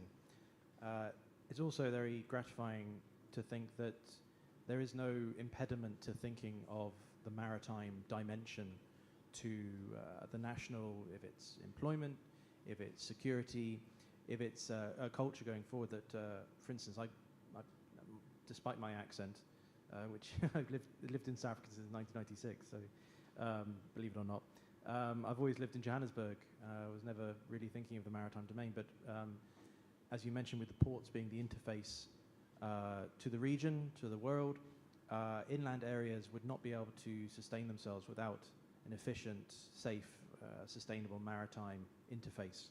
And that kind of dimension to ourselves as a nation, to the region, indeed to the world, is something that we should be celebrating, an integral part of who we are and where we're going. The final thing I'll just say is to bear in mind things like the African Continental Free Trade Agreement and the plans, the aspirations we have for economic growth, for development, which we need to have post-COVID, our economic dilemmas, trade, external trade is going to be integral, and that's going to go through our ports. Our overseas markets will remain our largest value and quantity in terms of quantity markets as well. So the maritime dimension is going to only increase, and I think as we are all here growing that network and building on that is something to really enjoy and look forward to the next opportunity to do exactly what we're doing here today. Thank you very much.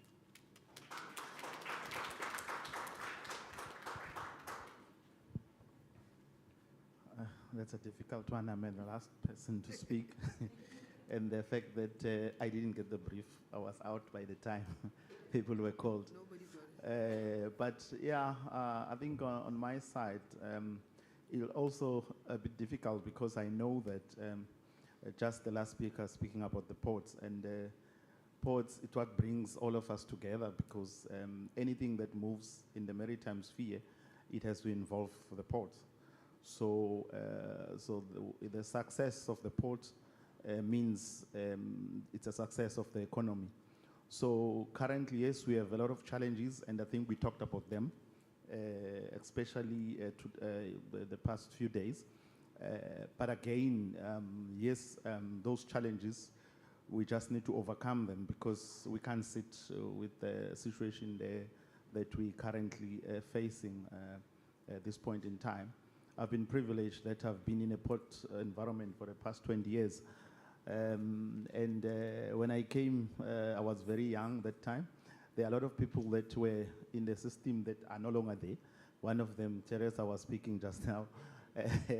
Yeah, and I think the port has done a lot of good work in terms of training and development, especially previously disadvantaged people. You will see that the port has focused a lot in terms of making sure that youth is developed, women are developed. At some stage, I remember when I was in Richards Bay, I was sitting with a situation where 60% of my marine pilots were females. Yes, it brings another dynamic in the situation, but it was something that we brag about. You will note also that out of the 8 Harbour Masters, 4 of them are females. So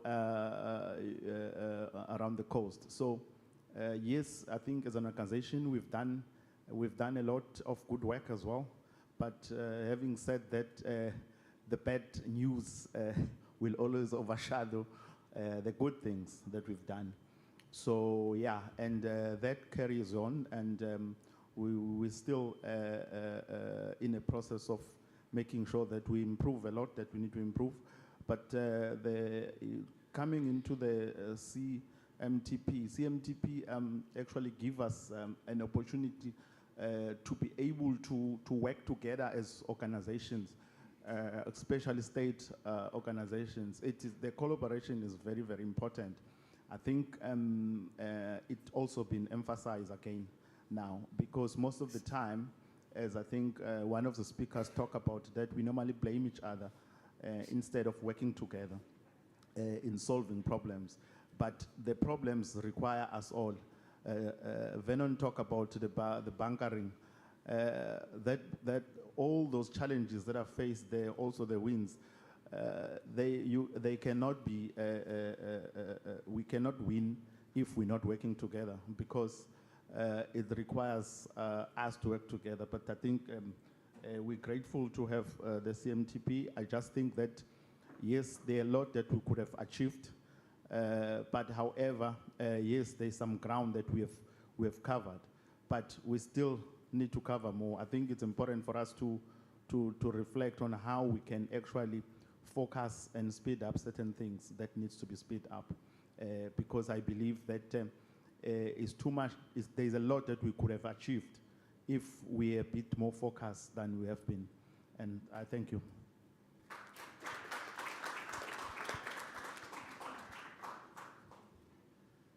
Good morning. It's almost lunchtime. Sure. Eh? So I think this is just an introduction. I'm Carl. My name is Carl from Durban, Sandok Hostel in Durban. Amen. Yay, excellent, man. Durban is where it happens. Yay! Hey. So, yeah, we are deeply committed to maritime empowerment, without a doubt. And that's where we want to drive. And what we want to see out of the session now is what are we going to do and achieve the small wins this year. Hey, that's a very soft yes, eh? The small wins this year. Yes! Excellent. Can you just stick to the question, and then we'll all get into All right, sorry, thank you. What's the question? The question was quick wins that you can identify in your organization, association currently. Right now. Yeah, right now. Right now. Excellent. Excellent. Okay, so the first thing that I would like to say that I believe is a small win which you can do today. No, what you've already done. Now, what we've already done is history. It's what we must do today. We're getting there. All right, okay, good. Sandrock Austral, we have the biggest maritime artisan training program in the country, which means we have a deep collaboration with the eThekwini municipality, and we have a deep collaboration with the Mosita and CETA to ensure that we take young men and women and give them the practical exposure that they need. Not only do we do them the practical exposure that's required in their programs, we then put them through the trade test. We have our own training facility in our shipyard in Durban. Hey, like I said, Durban is where it happens, man. Yay! Excellent. So we get them through the trade test. But remember, the trade test is only the beginning. Once you trade test it, then you need to specialize. So for example, if you're a Boilermaker, you need to be a codified Boilermaker. So then what we will then do is we will put you through our own specialization program with the PQRs and make sure that you then get qualified as a codified Boilermaker for those type of materials, for these type of structures. That makes them very competitive for the industry. And remember, if they're working for us or they're working for another company in industry, it's the same maritime industry in the country. So it's not like we're training for ourselves, we're training for the industry, because the deeper the depth of expertise there is in the industry, as an industry, the more we can build in the country. So that's one of the small wins that we do. Is that enough? All right, I'm not going to get back up on the stage. And we have a rather large panel, so I'm not going to give every question to every single person. And thank you for your passion. Sorry to have stopped you. But the very next question is exactly that. When we leave today, the World Maritime eyes are going to be on us in October, on World Maritime Day. We're hosting the parallel event. And I want to know, what can we do between now and then to be able to stand up with our heads held high from this engagement as an industry, as associations, as port authorities, to say we've achieved something, the small wins. What can we identify and actually do? Not just identify and put on a spreadsheet and wait for the next conference to talk about, but what can we say we did? Anyone? Carl. Thank you. What I believe we can do today is I believe we can collaborate. We're not collaborating. And I want to use a practical example. In Durban, there might be water pumps in the engraving dock, i.e. the dry dock, that are not operational. It wasn't part of planned maintenance. It's a defect that requires repair. Okay? Now we know the procurement cycles according to the PFMA. Hallelujah. That means we're going to wait. Okay, we're going to wait. But waiting is bad for business. Every hour I wait costs money. If I'm not achieving workflow, I'm not achieving income. If I'm not achieving income, I can't employ people. Okay, so you're saying the quick win is to get those strategies right. So collaboration is, we believe, for example, Transnet could say, I have an unplanned defect that took place. It could be the Kasoon Gates here in Cape Town. It could be the water pumps for the dry dock in Durban, where industry would then come in and say, listen, we will conduct the emergency repair for you. And the win is Transnet, your facility is now operational again. And because you repaired the pumps, the value of the pumps means that your first day or 2 days or whatever the case may be, in our facility is waived because of the repair that you did. That's collaboration. Yeah. And we believe that's a quick one we can do now.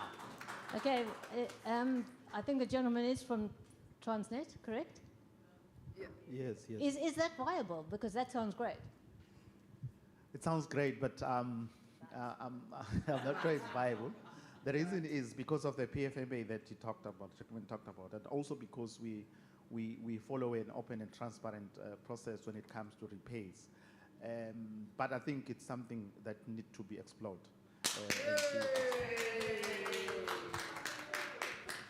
I think thinking out of the TEU box is necessary at the moment. Anyone else? Teresa perhaps wants to say something there, a quick win from an educational perspective? Yes, thanks, Colin. I think a quick win, and going back to what I said earlier, is for industry, for government, to open up the doors for graduates.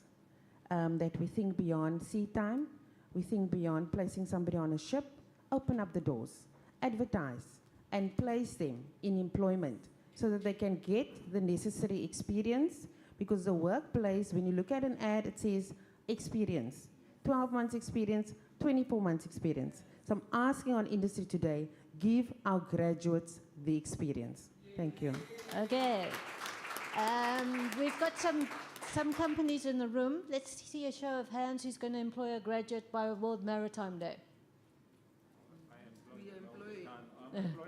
Okay. Ansel says they're employing them all the time. There's a hand, there's a hand. I'm already employing. Okay, it's already happening. Yes, exactly. I just want to echo what Teresa has said, but what is important is for the government, for us to go back to those bilaterals, because we don't have enough beds in South Africa. And then we need those maritime nations to allow us to place cadets and trainees there. Because if we don't do that, because we don't have that, I think you need to facilitate to get those bilaterals working so that we can place more cadets on those vessels, because that is going to help us. Currently, it's a time bomb, and we're worried about it. It's a time bomb because even we've got so many kids who have completed their degrees or diplomas, and some of them, they can't even find a seat to do because there's not enough beds, especially when we talk about STCW. That's my worry.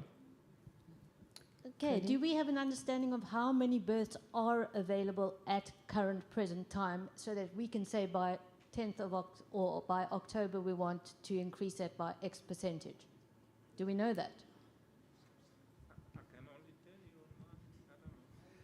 Thank you. I might not know the exact number of berths, but what I can let everybody know is in the this week alone, we've already met with one company who is willing to recruit South Africans. They're just busy doing their research, and it's not just seagoing placement, it's also shoregoing placement. So they're busy looking at how they can do that. There's a conversation happening right now where SAMHSA is having a discussion with somebody who's willing to take South Africans on board, and hopefully that will go quite well. And what we do know is that from a SAMHSA perspective, we're trying to push seafarer employment in South Africa, especially in Algoa Bay, other opportunities also, because I think there's opportunities there. But I think we must not forget about the small vessel industry, because there's opportunities there. And it's easier to train a small vessel guy than it is to train an STCW guy. And I think we have to capitalize on that, because if you talk to the fishing industry, there's a lot of guys that are coming in from recruitment because they just don't have enough skippers. Okay, Colin? you want to do? You can go first. Yeah. I'm younger. You're older than me. No, I think the conversation also needs to go beyond seafaring and look at careers in the maritime domain as a whole. And we've had presentation, I think, day before yesterday about the jobs of the future in the maritime space. And I think we're talking about how useful this gathering is in terms of straddling across age groups. And my challenge to those that are younger, that are tech savvy and so on, is why are we not developing platforms to so that graduates in the maritime space are linked up with opportunities in industry and they find placement? I'm not sure if that is happening, and I think that's a quick win, something that doesn't require the Department of Transport. It may need their blessing and so on, but there are lots of young people in the space that have the ability to do that. Why are we not doing that, right? From a seafaring point of view, the port regulator has instituted a 30% discount for South African flagged vessels. And the feedback that we're getting from Vuka Marine, I think, which is the one that has taken up the registration, is that has allowed them to put on cadets on their vessels, and they are waiting for the DOT and SARS for the tax incentives so that more can be done in that space. Okay. So two things, and I want to echo what you said, but in terms of numbers, it cannot just be about seafaring. Ships are getting automated by the day. So a 28 crew membership, it's now at about 16. And they can only take at least 2 seafarers that can work on a vessel. So it's not really churning on numbers in terms of what we need to achieve, but we don't stop looking at it. I've got some good news, and I might be jumping ahead of time. MSC Cruises is increasing its fleet, right, the world over. And they've come to us to say we are ready to take officers. And I know Captain Rufus is very happy about it. I don't have the details thereof, because officers are your people. You groom them according to the culture of the brand of the company. So MSC is looking to groom South African officers to be in the culture of MSC and work and become actually bigger people on board the ships. That's number one. Number two, there's so much to do in terms of the career span in the maritime space. As I've introduced myself, I'm a maritime entrepreneur. And I don't think it's a term that we use loosely, but we must start using it and start believing that it can take out a lot of entrepreneurs. I've got a view that we're not exploring the non-vessel operator carrier, common carrier opportunity. What is that for those that don't know? An NVOCC is a shipping line without assets, right? So they go to the likes of a Maersk, of an MSC, and say, I want slots. We negotiate freight, you give me my little margin, I look for cargo, I'm a shipping line. I can go sell a shipping line space to people who have cargo. And I've registered one, by the way. I have a shipping line myself. All I'm waiting for, and the biggest barrier for me to actually thrive, is that I don't have cargo. Cargo is currency. And the current people who have cargo can't give you their cargo because they're making money out of the cargo. But what is our government doing in making us access that cargo, right? So those are the questions we must have to say, I don't have money to charter a vessel. I don't have money to buy a vessel. It's going to take me time. However, I can buy slots in these existing shipping lines, piggyback on their infrastructure, and run a shipping line without owning assets. So let's start having proper and direct conversations. There's a lot of career span opportunities but it's about how we're directing and confronting these things. I once told the president of South Africa, Tate Ramaphosa, help me get cargo. Incentivize someone, rebate someone who has it to share it with me. Or help me to get closer to getting that cargo, because cargo is currency. If you don't have cargo, you can't dictate in this industry, guys, right?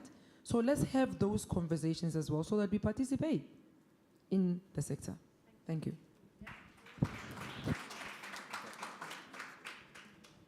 Okay, great. Just from what, I'll get to you now. Just want to pick up on what Joey was saying in terms of the connection between companies and graduates. And I think there's a quick win there.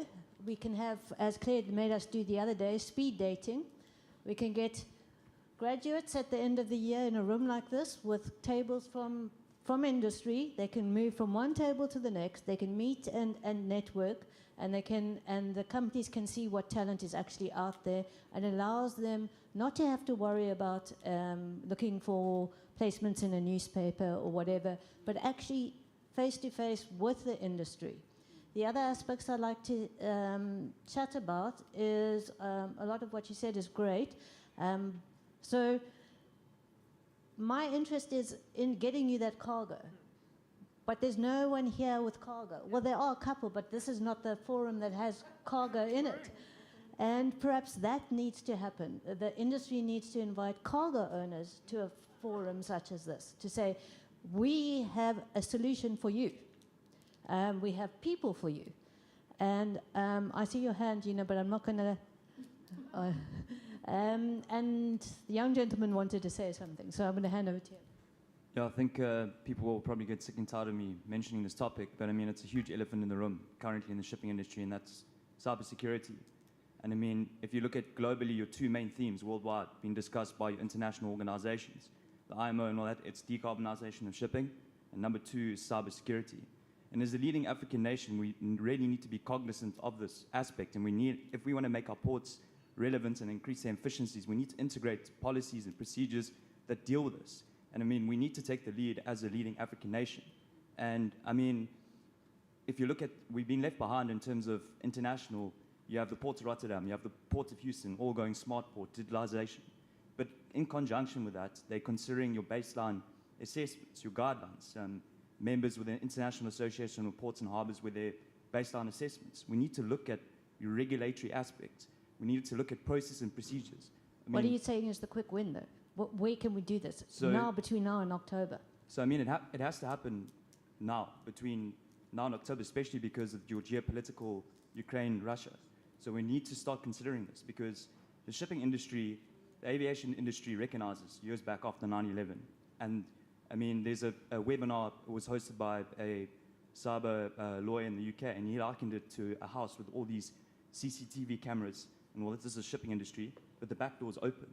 And they're realizing this. And now you're not just having opportunistic criminals, you're having state actors being funded by states. I mean, critical infrastructure, it's in maritime point of view, it's weak, it's vulnerable, and it's going to become targeted. And I mean, if you look at the Ever Given, there was initially thought a cyber attack was considered to be one of the possibilities, obviously ruled out. But I mean, that just shows you what can happen. And I mean, if we don't put measures and procedures in place now, or can start talking about it, it's going to present us a lot of problems. I agree with you. Going back to what is the first step we can take, in your opinion, between now and then? What is a tangible step that can be taken and seen as, yes, we did something?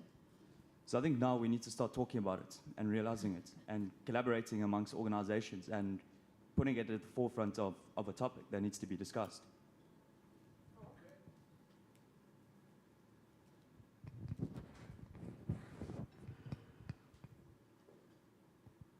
Okay, so I'd like to discuss two things on cyber, 100%. So we have servers. Each organization represented here has their own server room. And their own server rooms always have to have the antivirus and their respective software application programs updated all the time. And I bet you not all of you are the same. So that opens up the back door to cyber vulnerability. So the first thing you can do between now and October is start to migrate to cloud services. That's the first thing we can do. Amen. Yeah, I like that. Come. And that provides opportunity because there will be young people in this crowd here whose theme and study is cloud service applications. How do I centralize servers into a data center? What sort of data center security is required? What sort of applications are drawn from the cloud and what applications are from the centralized infrastructure? So that's the first thing we could do between now and October. But I would like to come back to the point of training. We've got approximately 400 graduates that are waiting for practical time. They need the practical time, they need the hours, whether they're deck officer, whether they're part of the crew, or whether they're part of the engineering department, they need the hours. To get the hours, to get the STCW qualification, to make them mobile. Without STCW, you're not mobile. That's terrible for a young person to not be mobile, eh? It's like being, you know, different style generation, just about, you know?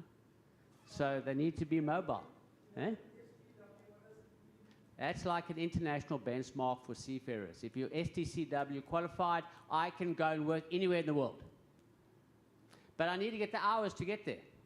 So my recommendation between now and October is, why aren't we chartering an available vessel which we put a skeleton crew on with STCW staff, and we could populate the entire ship with, let's say, 100 to 150, depending on the size of the ship, 200 of these graduates that want their practical time, and sail the ship for a year. Then they've got 365 days, which is, if you're all smart, how many hours is that? 365 times 24? No. I've heard from respective individuals in the audience here that the budget is not the issue. Budget is not the issue. We were told the budget is there, but the opportunity is not there. Okay. All right. Jimson, do you want? Okay. So we have one training vessel. Maybe we'll sell that, and that's where the budget is. Wait. I just want to go back to also the news that we are going to, that Vernon shared in terms of talking to a company also in Innocentia shared, talking about that. In terms of that, can you let me know when that happens so that we can actually feed that back to the industry, because that would be great. Any other quick wins? I think there. Just a very quick win linked to the cyber. And my colleague Dennis Reeve has been writing about this for a while, but there's the Malabo Convention on Cyber Protection. South Africa's not a signatory. As you know, most documents, most charters require 15 signatories to signatories of deposit of ratification.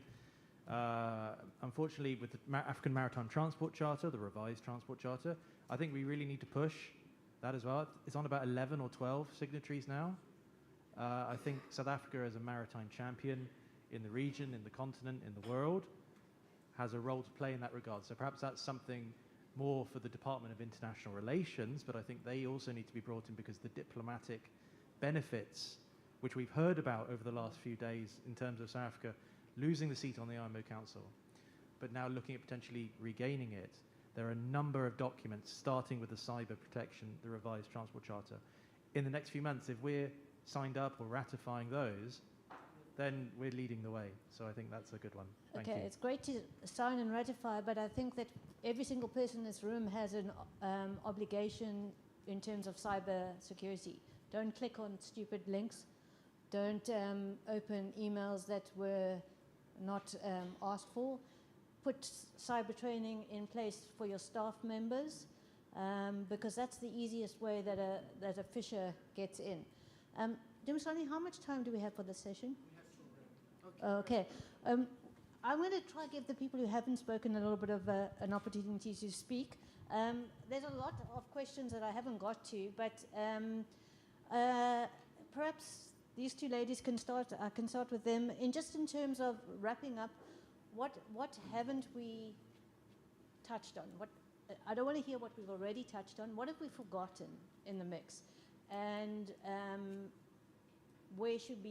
how should we be dealing with those kind of things? Thank you very much. I think one of the things that happened in our getaway group yesterday with Claire facilitating is that the women who were in that group, immediately a list was circulated where details were shared about how we can communicate with one another. So we requested that, the department should coordinate the development of such information where everybody can indicate what it is that they offer in the industry. And also people talked about creating a communication capability where if I'm looking for example, professionals who could help us as business people, I would just go to that facility and begin to make the networking come alive. So if we can go away at least with that, that would be great. But one of the issues that I wanted to raise, which I wanted to discuss with Dusty and some of the people who are education providers, was there are a lot of companies with capacity in the country, but there's no link between those companies with academia. So the people in academia are talking about inventing skills or developing skills, whereas, you know, if we can learn from what has happened in the other sectors, for example, in oil and gas, when Phumzile Mlambo-Ngcuka became the Minister of Energy, she facilitated an establishment of a training institute. It was a partnership between the Department of Energy and SAPIA being the body that coordinates and facilitates the oil industry. So all the captains of industry came together with Wits University, and a program was developed where more than 100 women were enabled. They were already professionals in different fields, but they were being encouraged to come into the energy sector, the result of which today you have hundreds of women who are owning service stations, people who would never have dreamt about owning service stations. And I was thinking, in this industry, we're going to have to explore that we don't only train academics or people to be employed, but business people who, I don't have time to go to university, sorry, but if we can develop a course, the women who are entrepreneurs, the youth who are already entrepreneurs can quickly latch onto this, and then we can really open up new industries and provide the necessary skills and develop the economy.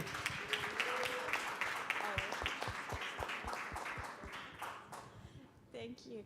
Well, I've really been put on the spot, but I think this is it's a fantastic idea and fully supported, and we need to do it, and we will do it. You and me will talk.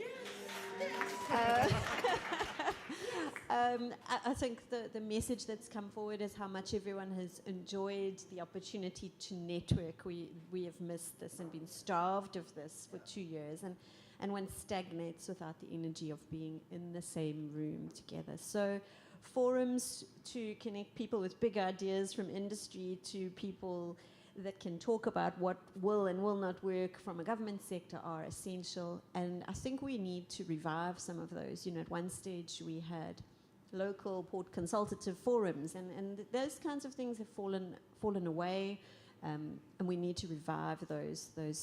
I also just want to put one final thing on the table, and that's, where is our long-term planning? We're looking for quick wins, and that's all good and well. I mean, there are many. We can sign conventions we haven't signed, domesticate conventions we signed donkeys years ago and have done nothing about. We can do all sorts of quick wins. But where's the long-term planning? That's where we have to take a long, hard look at ourselves. Okay, great input there. I am going to wrap up. I think... Okay, wait, yeah, I'll get to you. Just from my side, you're saying in terms of a database of potential customers, we are finalizing that on our website. It's called a buyer's directory, and we get as many of the companies from within the industry with all their details, and you can, if you want to be a part of that, just let us know. There is a small cost because I need to be fed. And then the other thing that you raised in terms of, it's quite interesting because what you said in terms of the service station, so a service station is essentially a franchise, correct?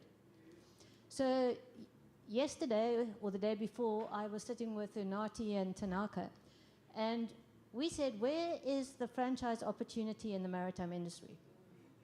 There must be some way to create small businesses on a franchise opportunity. I don't know what it is. Find it. Kashifa, did you want to say something?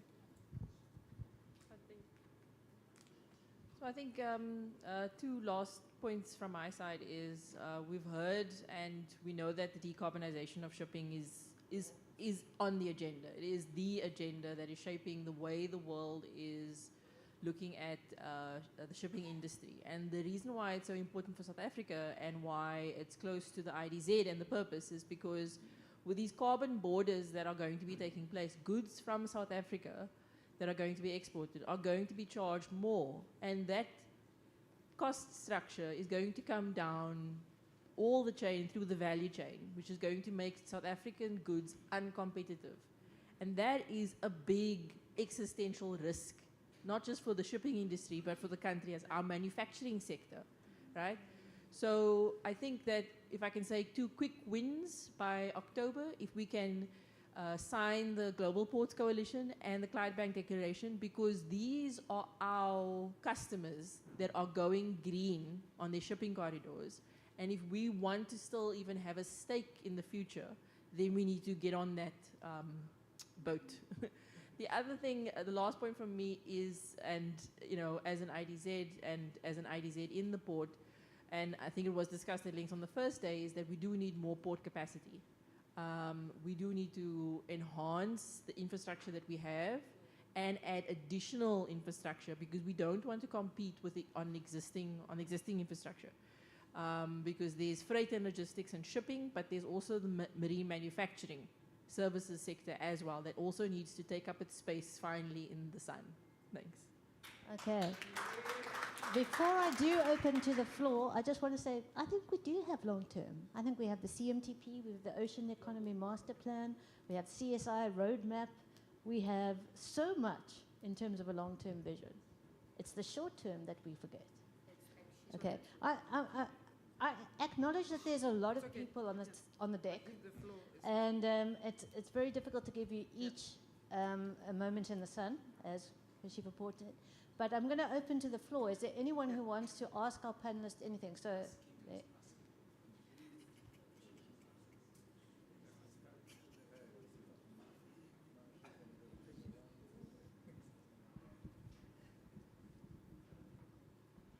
Thank you very much, Colleen. I was just needed to give advice to say next time when we have a panel like this, we must also invite associations, because the associations, they do not represent employees but employers who got challenges, especially on the platform with regards to the access to market, to funding and all of these challenges. Because when you speak this, when you started this, you spoken about the lack of the human element, but here we are sitting down. We are not commenting in terms of this is what we see, because each and every entrepreneur, I'm a businessman, if you put me there to talk about my business, I'll protect my market. But the association speaks for all in terms of the analysis, in terms of where is the business going, how can we grow the entire industry. I thank you.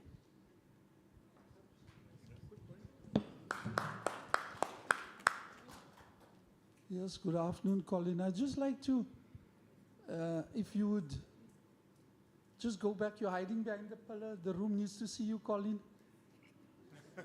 The room needs to see you. So if you go back February 2 years ago, when we had Dr. Bladin Zamande and Miriam, and I made an emphatic statement. So my name is Gino Delfava. My company is called Kwasisonke Logistics. My 18-year-old son, Sisonke, was the head boy at Loyal Maritime School. But let me just give you, I'm saying if you go back 2 years, I mentioned a few words, Babantuli. Cargo is what? Innocentia? Currency. It's king. It's not currency, it's king. So and since we left at the Elangeni Babantuli, is that there is no political will from our government leaders, number one. Because we have done the study in terms of the automotive sector, Colleen. All 7 OEMs, they enjoy 19 billion taxpayers that are sitting in this room. They enjoy their rebates from the Department of Trade and Industry. Yet when we as black clearing and forwarding companies go to them and say, we want a slice of your business, it's simply no. Yes, Mr. Ramaphosa is entertained by Toyota when they're launching a new product. But when we as black entrepreneurs come knocking on the doors for 20 years, it's no go. So in Innocentia, there is no political will, as you said yesterday, to transform the sector. Thank you.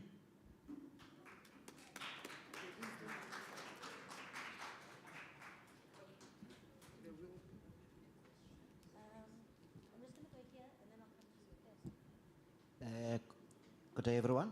My name is Lusanda. Mine is to looking at the panel. This is our leadership. This is the industry. We would like to have the leadership continuously engaging and create a platform for the emerging maritime entrepreneurs so that we open that gateway and so that we look at the gaps so that more entrepreneurs and business start now to be really be effective within the space. So I will leave to the leadership to look at how from now on today they create a platform to engage, and from our side as emerging we will to have an engagement going forward. Thank you.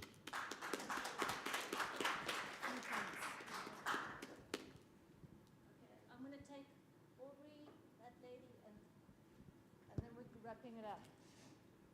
Thank you for the opportunity. My name is Aubrey.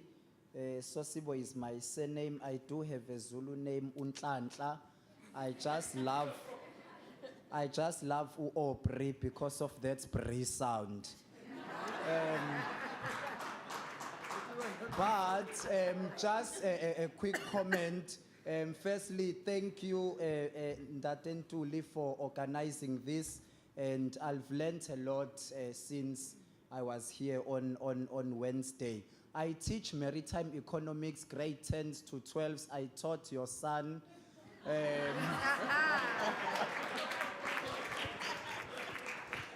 And yes, he was an exceptional head boy. But I teach maritime economics, grade 10 to 12 at Low Hill Maritime Center in Simonstown.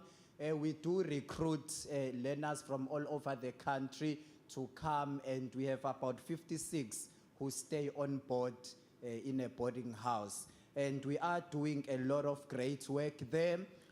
But as a teacher, firstly, it becomes very, very difficult nowadays to apply this policy that says maritime should be, or we should push maritime awareness and the subject at secondary school level if there is not much light after matric. Because we want to tell the kids, come and do the subject, let us expose you to the subject. Now the learners are flooding into the subject. After matric, then what? It's been a challenge. And I'm glad if we are speaking about opening up opportunities for graduates without looking at experience. I will also applaud some of the companies that have opened their doors into taking our matric learners into absorbing them into the industry and giving them learnerships and work experiences. Just this morning, I got a message from my former learner who said, please make sure you teach these current matrics how to read messages from ship captains because they can be confusing. But just on the two quick wins that I feel and believe can happen.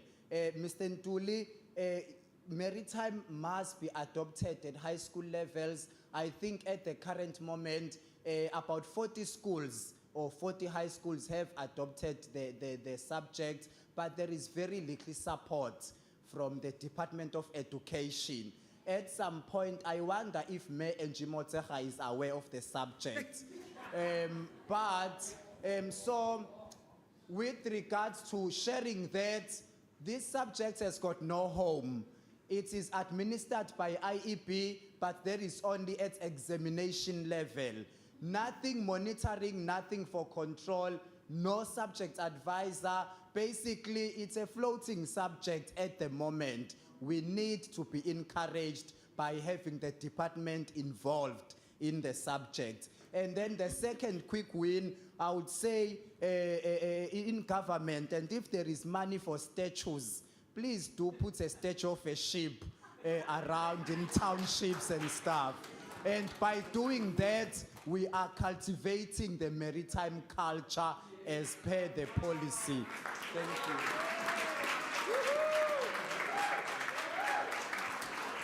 Sorry, just one question that I wanted to ask. I thought I would ask it privately, but maybe since I'm here and I've got the mic with me,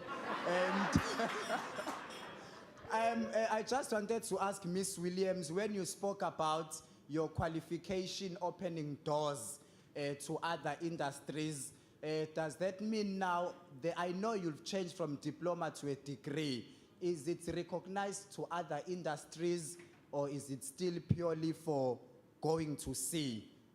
We can answer that at some point, but period is over. Thank you.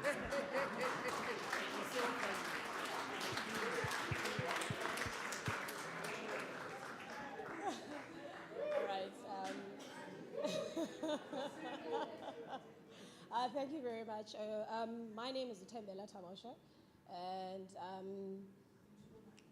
thanks, Papaji. I feel like a rapper when I hold it like this. So for me, I think I echo everything Sosibo said. Apart from him being a teacher and me working in the private sector, we do link up as part of the General Bota Old Boys Association. And and I think we were talking about it earlier as well, that even though as part of the policy, there's things in the policy that are very much implied, that are not explicitly put, and mentorship is one of them.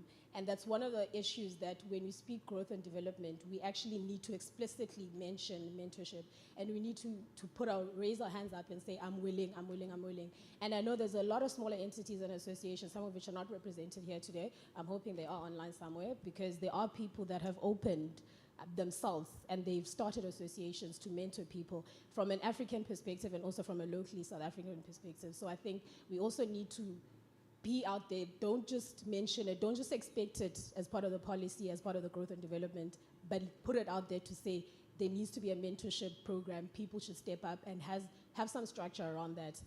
And then the other elephant in the room, it's actually a very big elephant in the room, which is fishing. Ooh, guys. I told myself when I came here that I'm going to make sure that I keep as quiet as possible, which is very difficult for me. And it's not because loudest, what do you call emptiest vessel makes the loudest noise? A lot of people feel like I talk a lot, but I actually only speak because I have things to say. I've got a running mind. So, so I'm sure you'd understand, Papa G. So I have a serious issue with South Africa and the non-appreciation of fishing industry to part of the economic struggle of maritime. I understand we look at fishing and we think product and we think DAF, DFFE. And there's a lady here from DAF, it's just her and I who are from the fishing industry. And these things don't filter down to everyone else because, again, fishing is still seen as a poor cousin of maritime. It's still seen as the people that you want to impose your legislations on. Side note, side eye to someone on my left there. But you don't actually make it authentic to the needs of the industry. So the whole talk about collaboration, it's a subject that continuously comes across when you sit on the platforms where we were fishing, fishers are engaging. And here as well, associations, there's a guy who mentioned something about associations being here. We have so many associations that we have, but when it comes to South Africa, we have a National Fishing Forum that is a forum that has been set up by SAMSA, which is under DOT. But we have an issue with representation. They're not here, and there are issues that are talking to the greater need of the industry. There's big talks here that we're talking about. There's people talking about environmental aspects. It's a huge passion of mine because apart from serving in that position at work, I am actually gravely affected by that because fishing is a product. You need to make sure that everyone does their part to make sure that people get food. There's no necessity to be, it's not a conversation just about carbon and sulfates. No, it's a bigger issue because we've got refrigerants, we've got people on board. So I just actually want to say that for the parts that I've actually mentioned, I have a whole lot of things that I've written there and I'm obviously gonna share them with someone at some point. But essentially, I work for Oceana. And Oceana is a fishing company. That is one company alone amongst every other fishing companies around here. We alone have 400 people on board vessels, which is crew fishers. That's just Oceana. AMSOL has 400 people, and we love AMSOL. But we are here feeling very much neglected as a fishing industry because it's not as if we want praise, guys. No one's going to praise a fish for swimming. But we just want the recognition to have access to such platforms, to not be treated as an afterthought. So going forward, can we just put it up there? I know it's the policy. We all speak about small vessels. And I recognize that a lot of people assume fishing in small vessels is not necessarily that. It falls under over 25 gross tonnage. So it's allowed to be in the big conversations. So going forward, can we just allow them, put them part of the agenda, be explicit about it, don't have it implied. It's not an afterthought. Thank you very much. Thank you to those two. We have one more over there and we're going to wrap up. Just from my perspective, I think fishing should be part of the agenda, and I know TITA and a lot of the STG training, part of what they're doing is trying to make sure that that maritime umbrella does cover the fishing industry. And I think it's a pity Malcolm wasn't on the stage, but perhaps it's better because we already had quite a few people. Our last person for the today, and then I'm going to wrap up myself, and I don't know what's next on the program. Thank you, Colleen. Good afternoon. My name is Unati Sonti. Maybe firstly I would start just piggybacking on the fishing issue. I think as part of the quick wins that you asked about, as much as the industry itself, the fishing industry has got a lot of opportunities, but there's also a lot of red tapes, there's also, a lot of issues with regards to regulations and a lot of monopoly that needs to, to be dealt with within that space. And I think, our government needs to take bold steps in that regard. It cannot be, I am just going to vent out on this one, it cannot be that SMMEs and, ordinary people were led into, something that was a scam, that they spend money to apply for, especially species that the department knew that they were not going to make available any quotas in that, but still lured people to apply in that regard. That our government needs to take a bold step and refund all those people their monies and make sure that there are new entrances within that space. We need to promote, fish eating in South Africa. And we must make sure that the fish that we would promote to being eaten by South Africans, so that we don't just now, fish and export, but we consume. But we must consume the same perfect quality that is being sent overseas.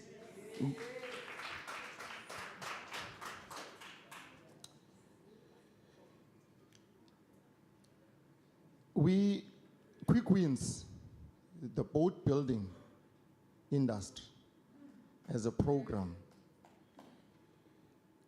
There needs to be a partnership with, the established business and the small businesses within the rural communities. We have seen in the news, the issues with regards to the river crossing. That is a program. That is something that all of these big corporations can give in money, and then there can be programs where young people can be trained and entrepreneurs being involved, and then small boats, can be built so that young people are able to cross, safely to school, whilst, the government is unable to build infrastructures in that regard. So let's utilize what we have.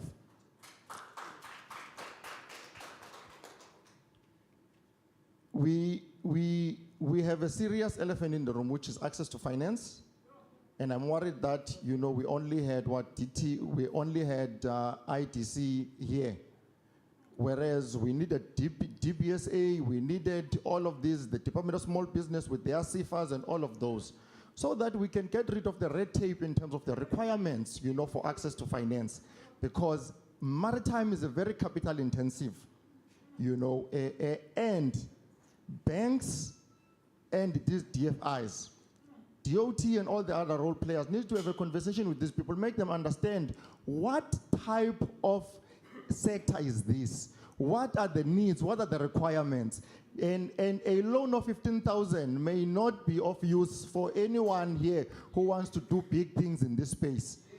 You know, so that conversation is needed, and that is a quick win that can take place now, between now and October, and something can start to happen. Lastly, the two last things. We need political will and leadership will. Decisions need to be taken. That's the only way this sector will move forward.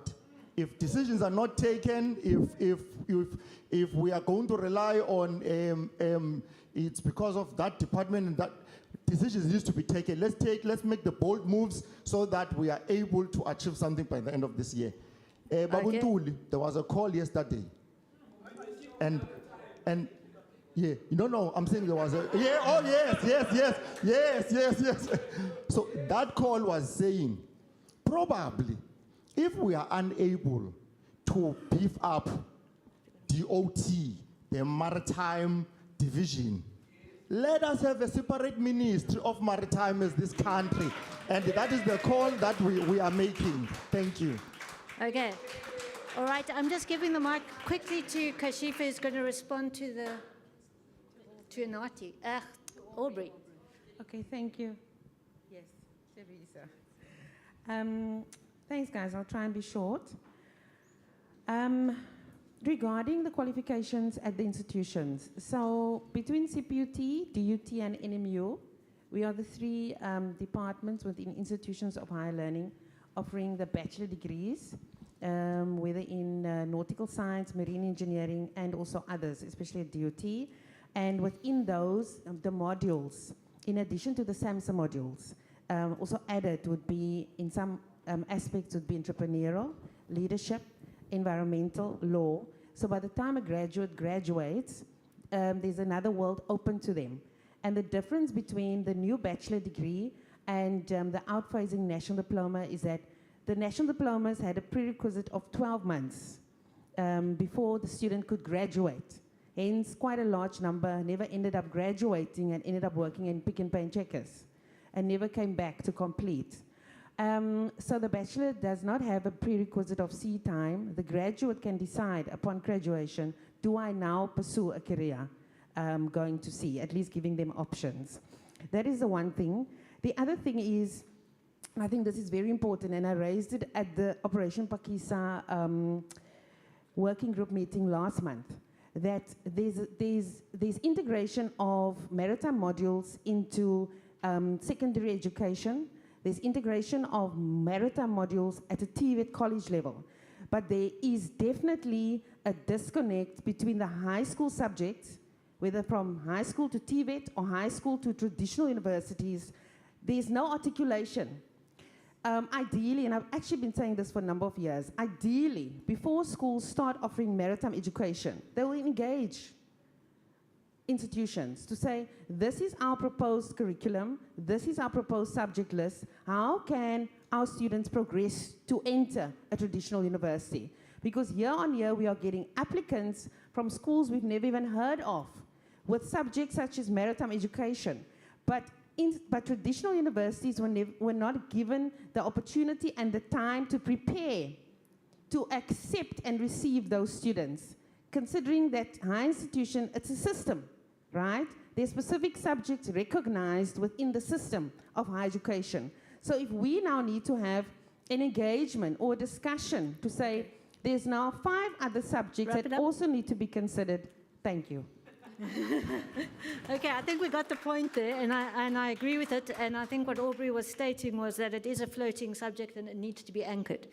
So if we can anchor the subject, that would be great. Can I just add, Aubrey should have mentioned, because you're involved, and key critical component, and UKZN and DUT are working on this, and this is where, if we collaborate as institutions, we can make things happen. Yeah.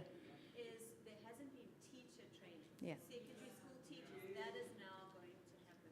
So that has happened this year, and teachers can now get an accredited qualification to teach the subjects Yeah. through collaboration.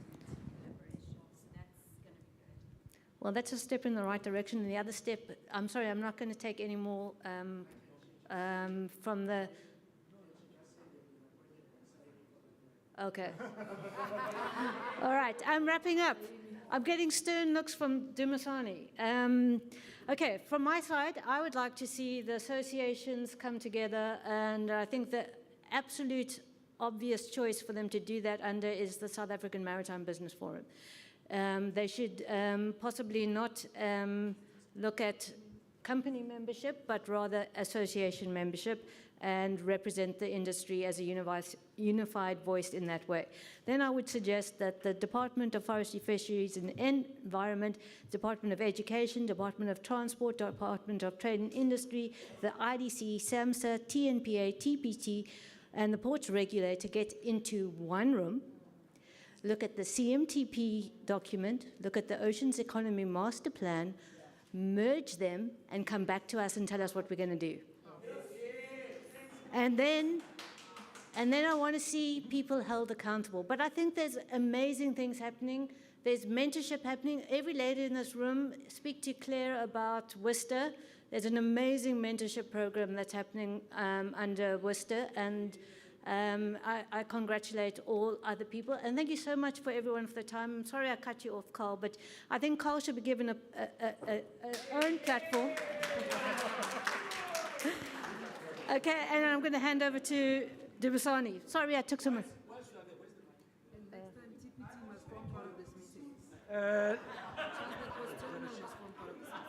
Well, we don't associate with the statement that was expressed about our president. Okay, so we don't associate with that.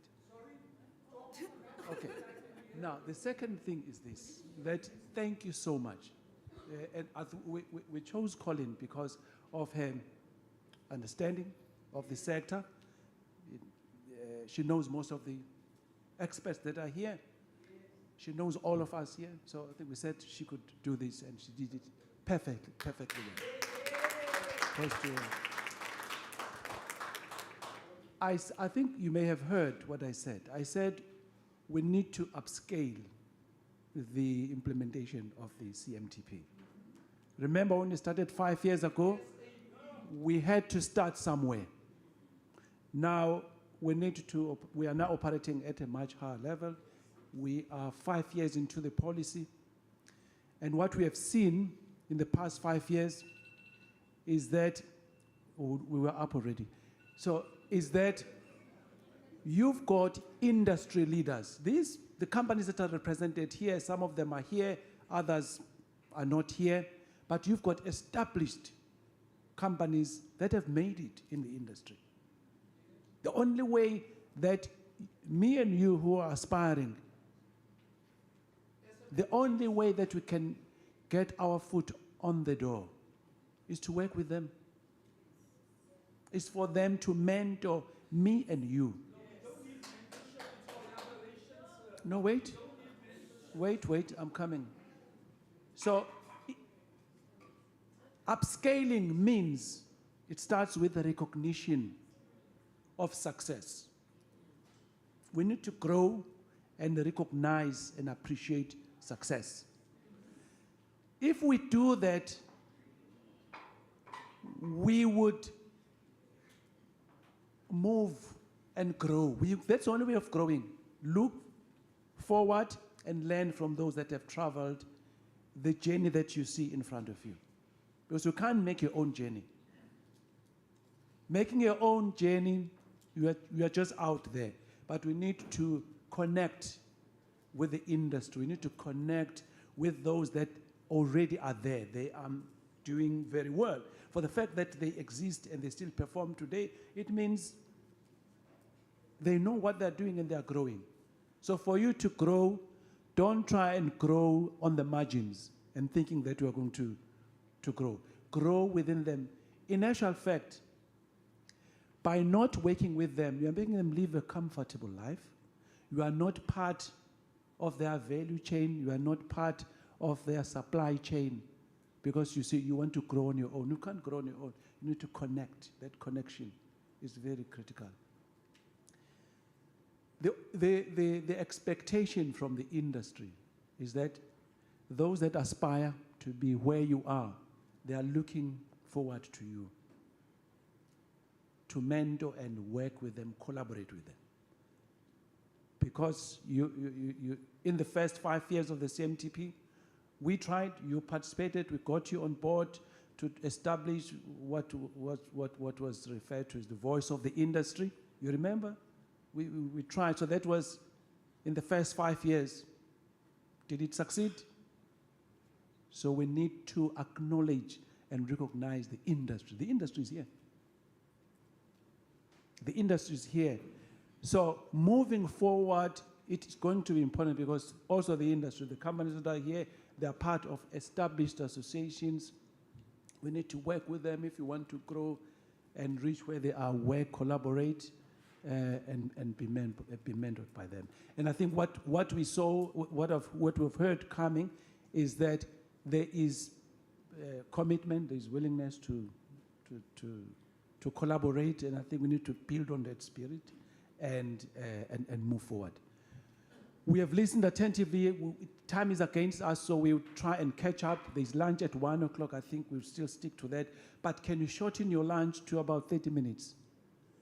Because at 2 o'clock, no, you can have lunch for 1 hour. It's okay. So at 2 o'clock, come back here again. The Deputy Minister will be making a closing remarks, but we still have work to do just for 2 hours. The groups that must still finish their work. So you come, the closing remarks will be about 15 minutes, it's going to be long. Then we go back to the groups, we finish our work, and then we come back to get the reports at about 4:30. I think we should be okay, so that we're close. Thank you very much for your attention, and we can now, we can break for lunch, it's okay. Thank you so much.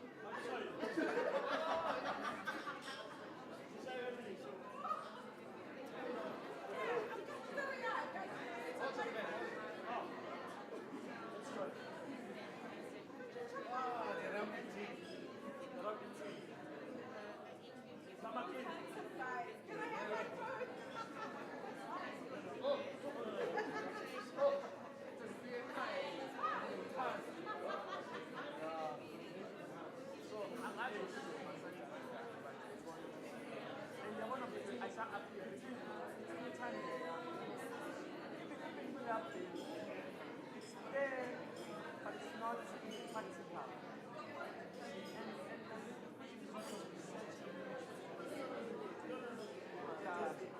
Without no.